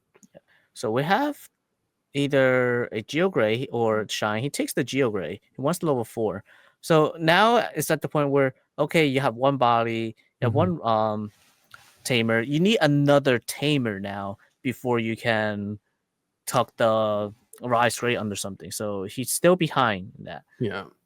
We're going to, this will delete a 7k because I think Rise Grey is 8, so not enough.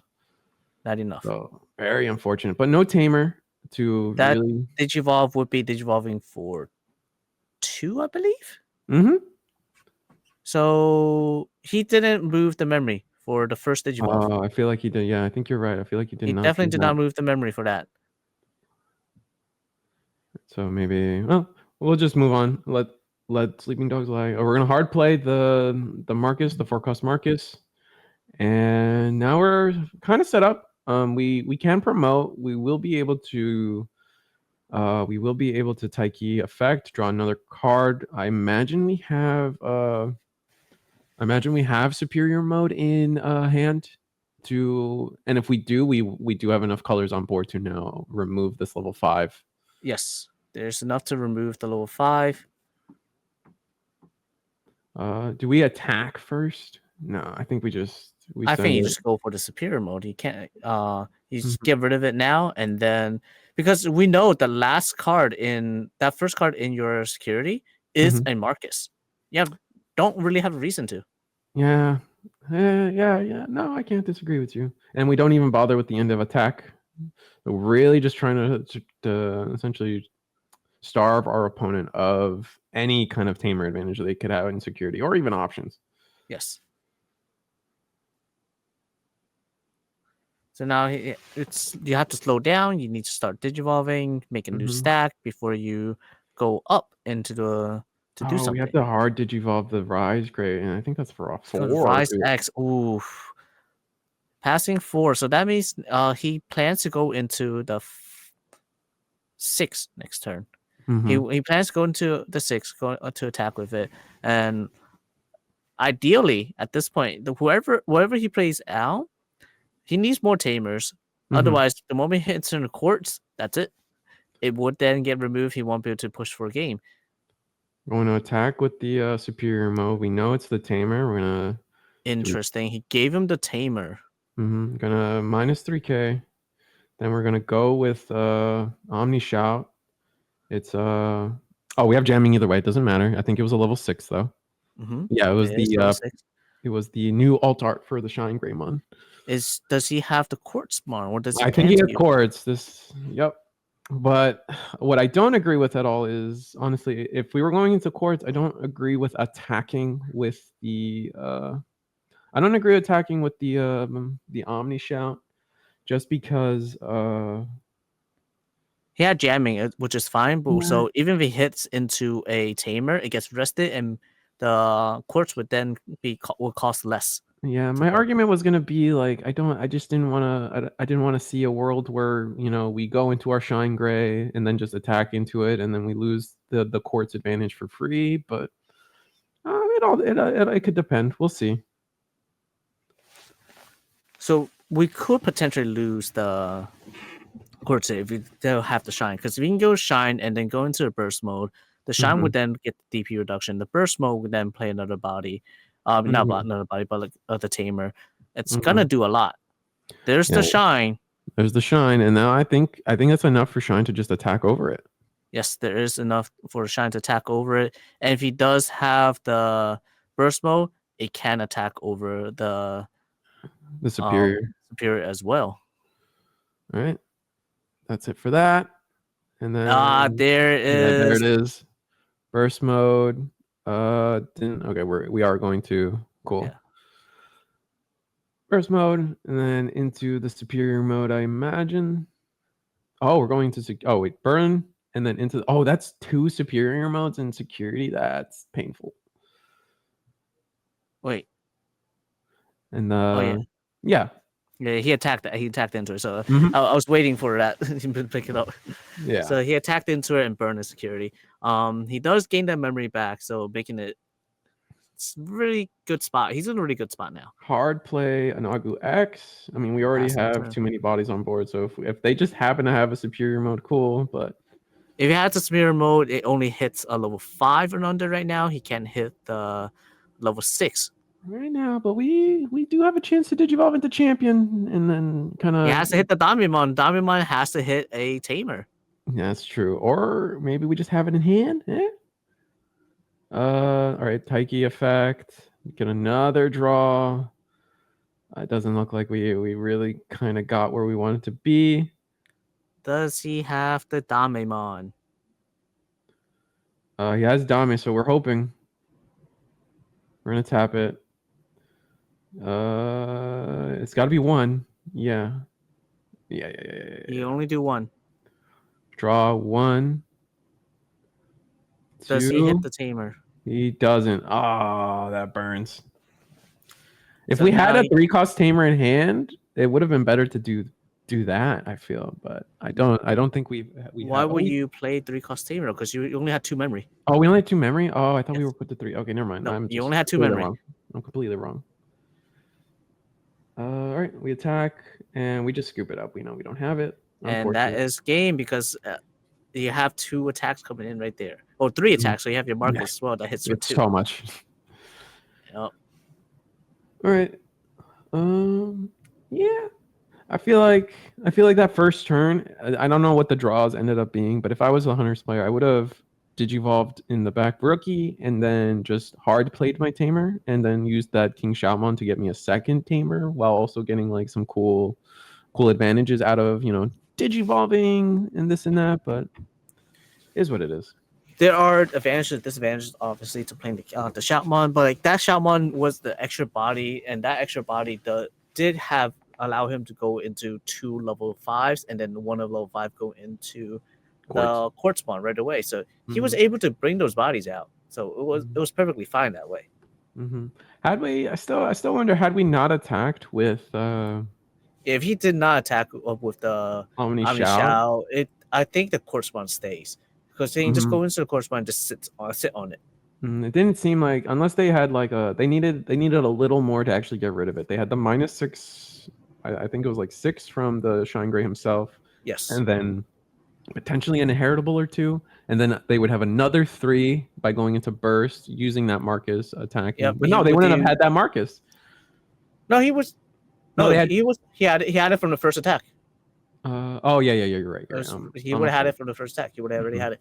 But like, the Marcus would have been -3, and then so it would have been -9 total. After -9, he still needs another 6K. So if he's able to get 6K more, then If yeah, he it had the would option remove it. in hand potentially, but Well, that's he a needed lot. 3K more to be exact, because he had the rookie inheritable that can remove it. Yeah. Remove like 3K or less. So maybe one 5 cost Marcus, full shine or shining burst gets you there, or the other one, sunrise, gets you there as well. Yeah. So we do have game 2. Hunter has option of choosing first or second. I think I go first as Hunters personally. I don't know. I think getting in a position where you can always answer your opponent sooner is better. Like if Hunters went first, they had the one extra tamer to go off of. They would have just been in a better spot, right? That's why they lost. They didn't have the third color tamer on board to do The most important thing on between these matches or between these decks recently is who can set up faster.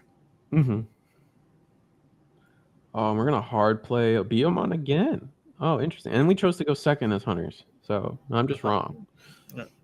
He wants to search because Biomon has a 100% hit rate, just like Kudamon.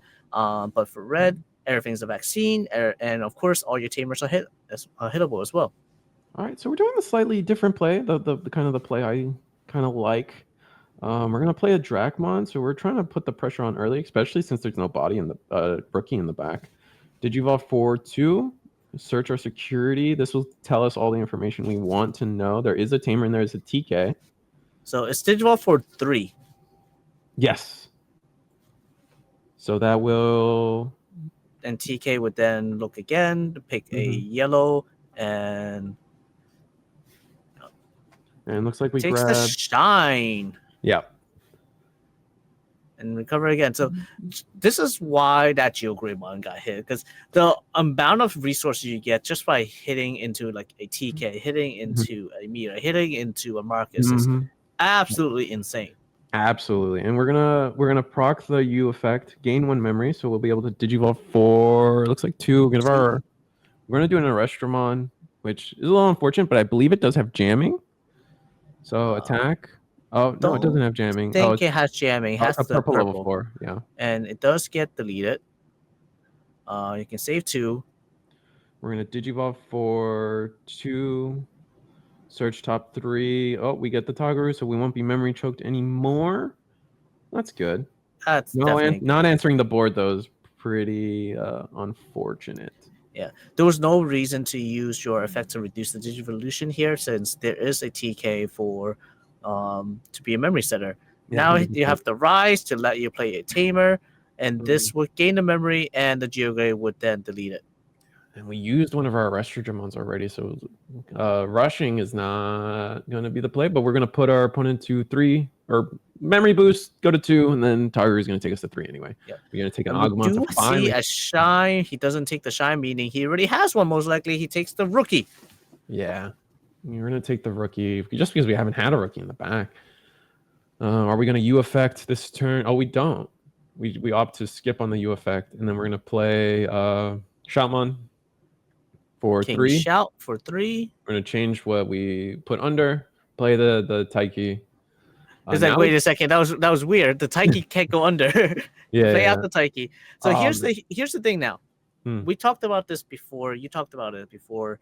Your card advantage in Hunter is gone. You only have 2 cards in hand. You Yeah, use this is not so good for much. Hunters at all. You use so much of your resources. All right, and we're gonna put one under the U, and then take another under tamer. Yep. So we're set up on Shine. We're looking good. Unless we draw into exactly the level 4 superior mode, we are struggling. So and they have a blue, purple, or red memory boost. Rise X will go into security. Mm-hmm. And then for 2. Geo for 2. We don't have all 4 horsemen assembled on the hunter side too. Still missing 1. And search then 3. an Agu to pass turn. Yep. We get the burst mode, so we'll be able to. And most likely, next turn might be the last turn. We're gonna put Quartz under. Oh, that's interesting. Not trying to go into Quartz this turn. We're gonna U. Oh no! Oh, that's we're still playing with like. Oh, we're gonna search. That's not good. What are we looking for? Oh, we got shout. We're gonna go. I guess Digivolve maybe this turn. Nah, I forget. That's Warmon. It's kind of seeing its way out. A lot of people don't play it anymore in Hunters. Let's see. It can Digivolve for 3 on top of any Digimon with save. We're gonna Digivolve for 3. We're gonna make it for free with all these effects.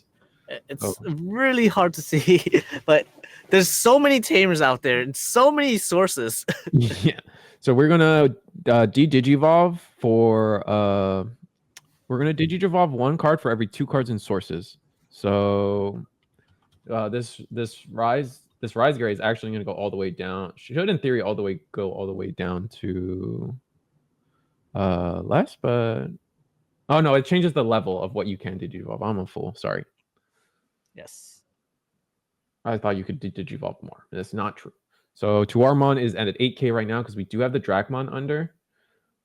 Yep. And then we're gonna gain a memory off of the Biomon because of the wind deletion, and we're gonna pass turn.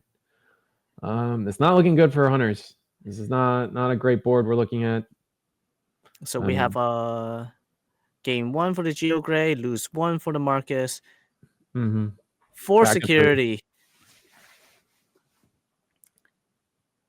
Going to Rise, gain 1 back. I think this is just a wrap. We have the Digivolve for free. Might be lethal here. Mm-hmm. So here's the free Digivolve coming in. Swing at security. Go into the Shine. Mm-hmm. Security super weak. Yeah, and it's going for 2 checks. Yep, 2 checks. Now we know we have the burst. That's game. We know we have the burst in hand. Hunter's security is notoriously weak. We're just gonna scoop it up. We know we don't have anything, and that's ShineGrey going to your finals. One of your 2 undefeated ShineGreymon. Not bad. ShineGreymon is one of our finalists. ShineGreymon has been essentially the king of the format in a way, where it has the most number of tops and wins comparatively to other decks. So if you can take out ShineGrey here as Machinimon, this is putting you in a really good spot. And we do have our matches going in. ShineGreymon is first, starting with a Biomon just like before, and searching for a rookie. Rookie is a vaccine. Yeah, the whole deck's vaccine, and we got perfect start for Machinimon too. Rookie into level 3 or 4. Yes. Pretty good. Especially Agumon into tank. And are we gonna have a Black Man boost as well? 7-1. That is actually ideal, or even Analog Man. Oh, there's the Analog Man. Just as good. I mean, it's a little one. It's an extra memory, but I think we're okay, especially since this actually perfect. Yeah, this Geo Gray has to Digivolve for 3 now. We'll learn about the security. I see a whiff, and no tamers this time. And it's the starter deck Agumon as well. So we're in a pretty solid position, and we're about to gain a memory from Analog Man. Ideally, maybe not. We're gonna promote. Let's see it. Yeah, and we have our players. He offers to cut the security because it has been seen.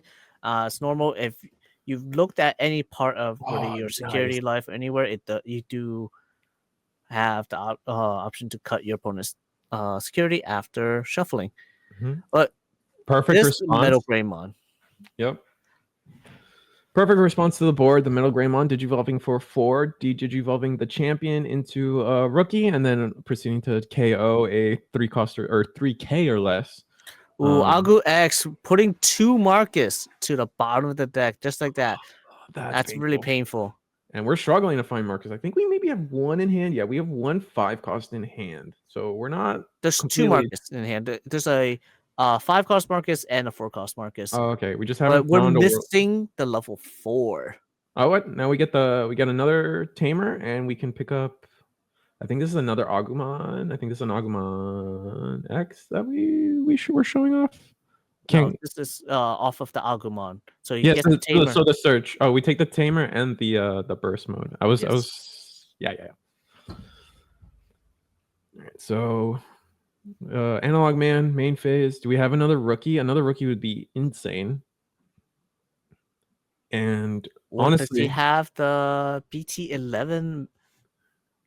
BT11 Machinedramon would be good on top of, or would be really good too is I don't know, I'm tripping on my words. EX1 Machinedramon. EX1 Machinedramon would be great. All right, here we go. BT11. All right, here we go. This is the start of it. This isn't a Dorumon under, so we won't get a memory. And looks like we didn't hit any level 5s to put under, or at least maybe we put the Guardramon under. Yeah, get some cycle going. Our opponent's going to be at 1 memory anyway, so we're kind of vibing. And does get the extra draw off of the Dorimon. Yeah. So, is this time to play our tamer? We're gonna digivolve Greymon. We're just gonna hard play Marcus, kind of guaranteeing our future turns, gain 1 memory. But this Machinedramon can now attack into one of these Agumons, probably the Agumon X, just kind of denying as many sources and value as we can.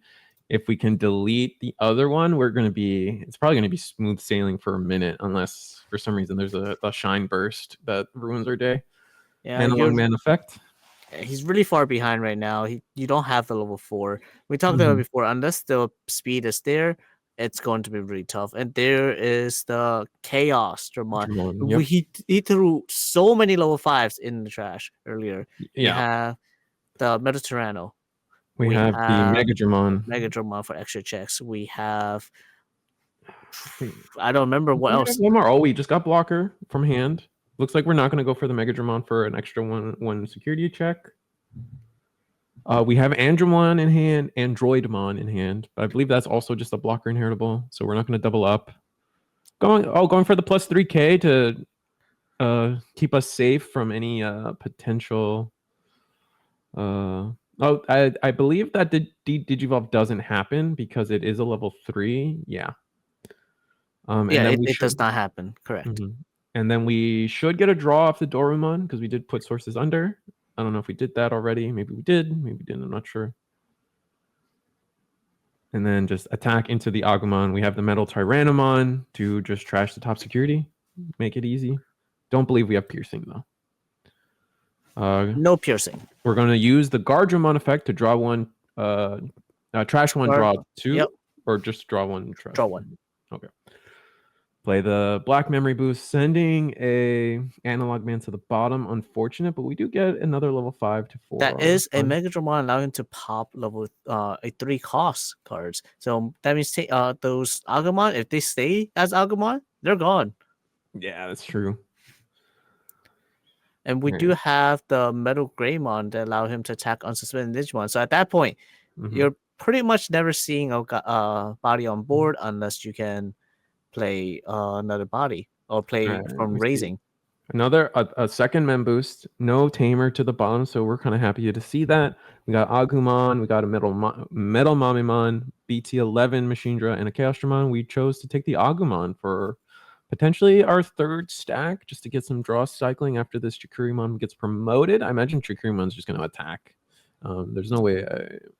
There's no need for a play cost reduction. Yeah. And unfortunately, from what I could tell, that he's extremely bricked up. There's no rookie. There's no level 4. Yeah. This might be it for Shine for game 1.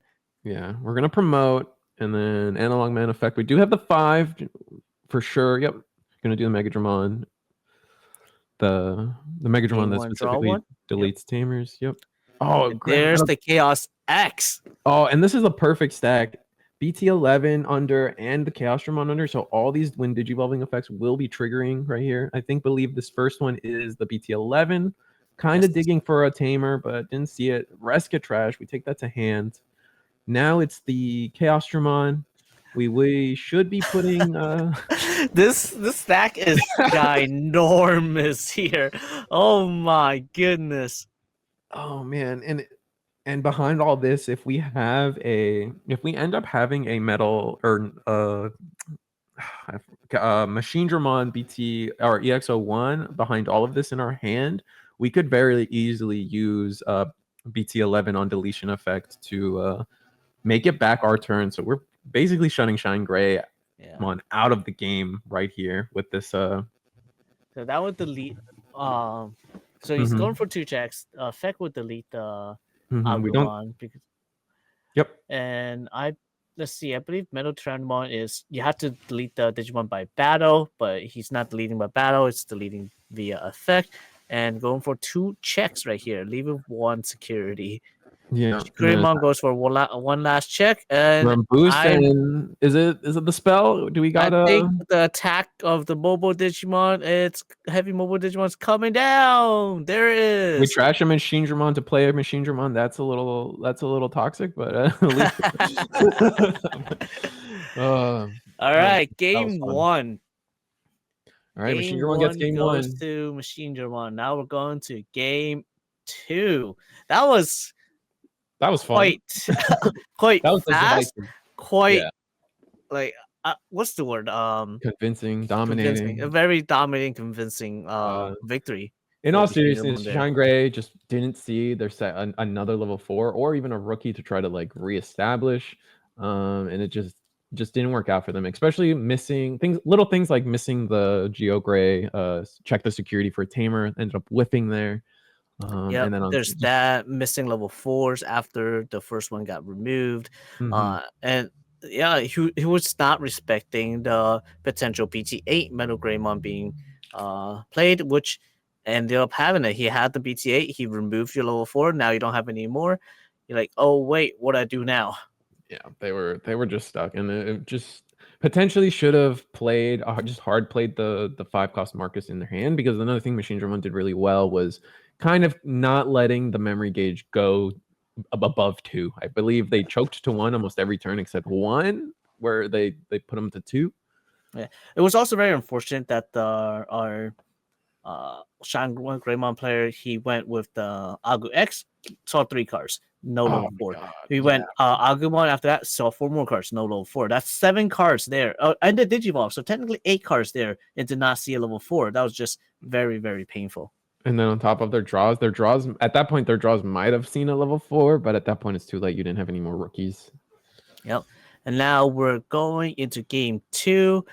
Shine is mulliganing.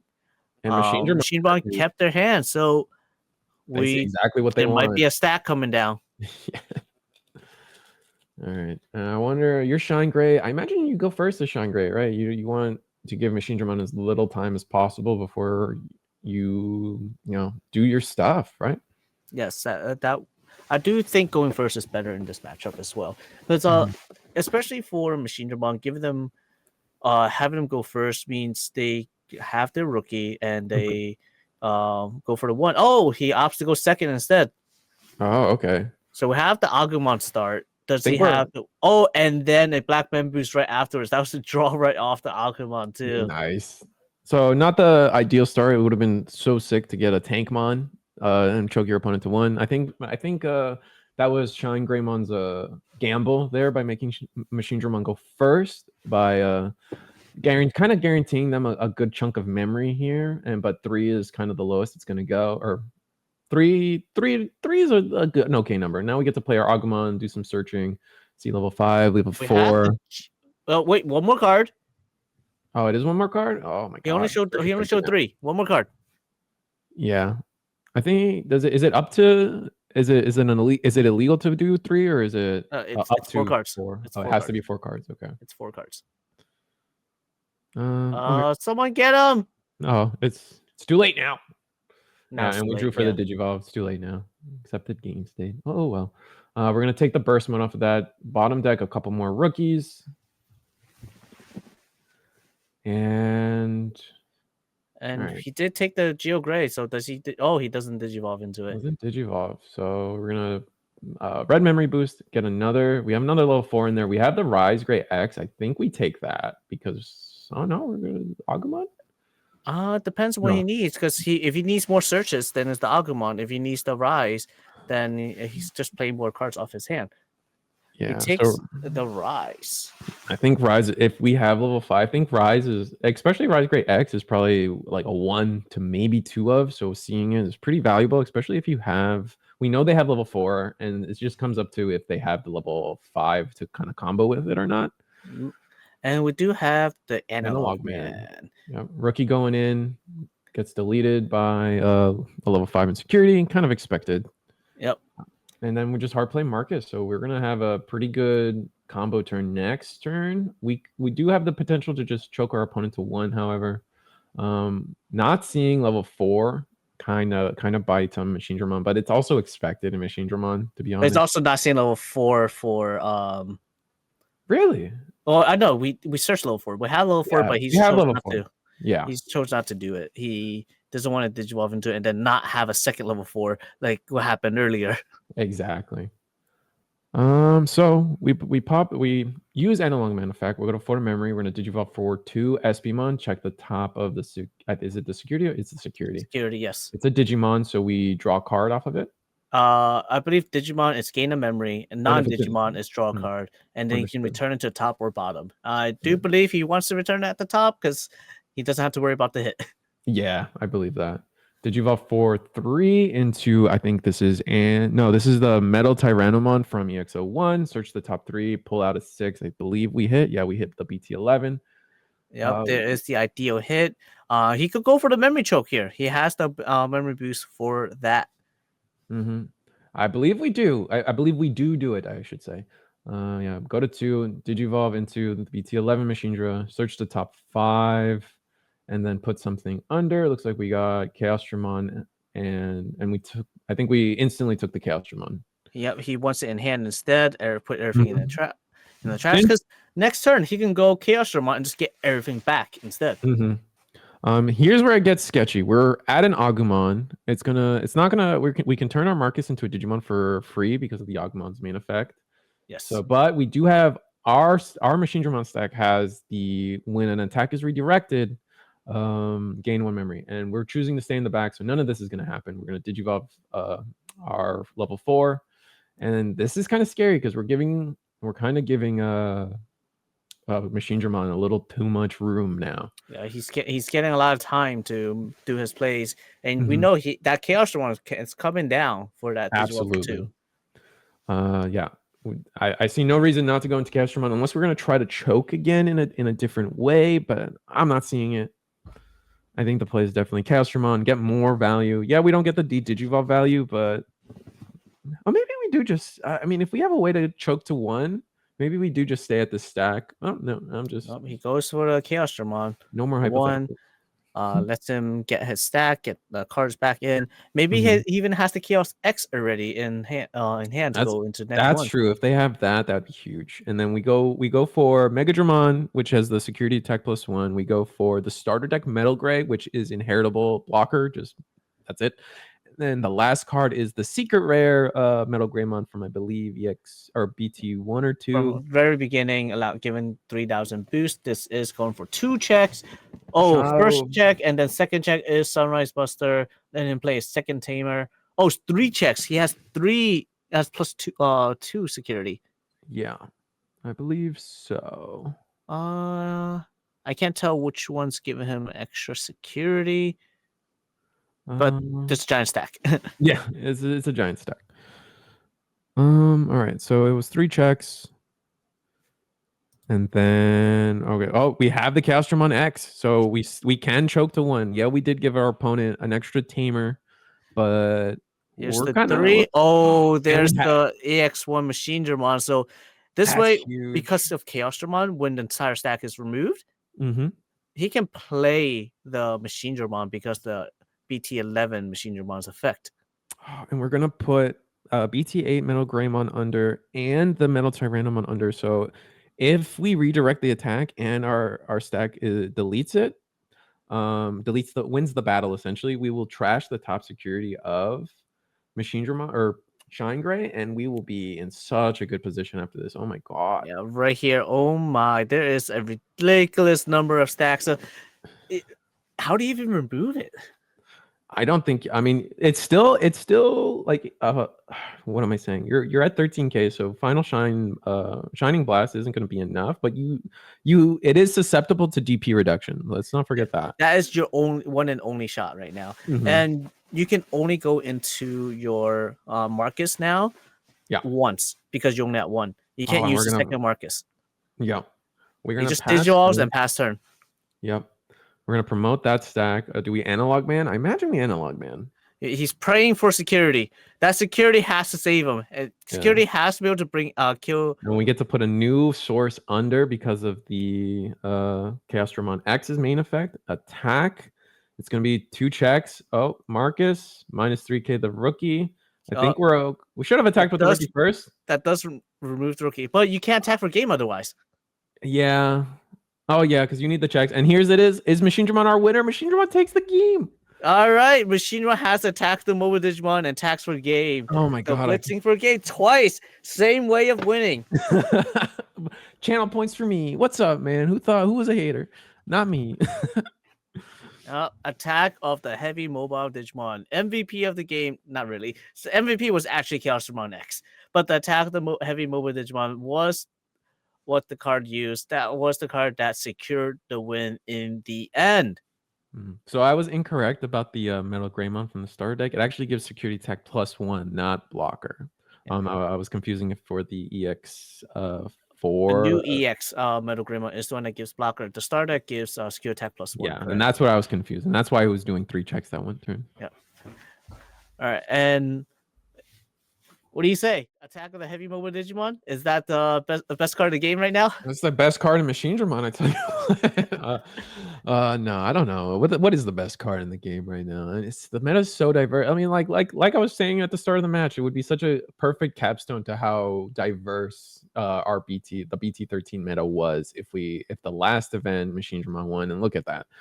Yeah, like there are decks that are slightly more represented. Like you see, ShineGreymon tends to be the one that tops a little more than everybody else. Same with Hunters tops a little more than everybody. But we're talking about like top 16s that have 16 or 12 different decks, and like you can't ask for more than that. Like I don't know, man. It's so cool.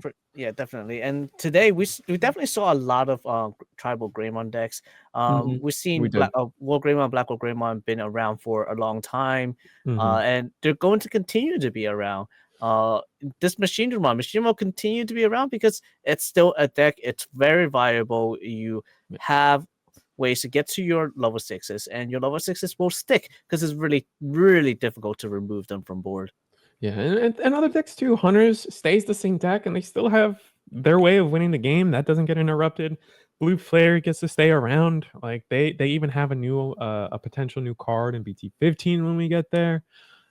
Just a lot of stuff, a lot of cool stuff. I think Digimon hasn't been better. Digimon is I don't even feel like I'm coping when I say that. Digimon is great right now. It's a great time to get in. The Ultimate Cups coming up are going to be a new format that is very interesting for especially new players with reprint sets and new starter decks. And very easy to get into decks, I feel.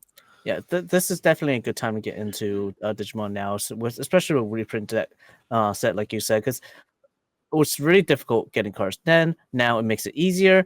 But here we are. We have our winner ready for an interview. So, Eggman, take it away.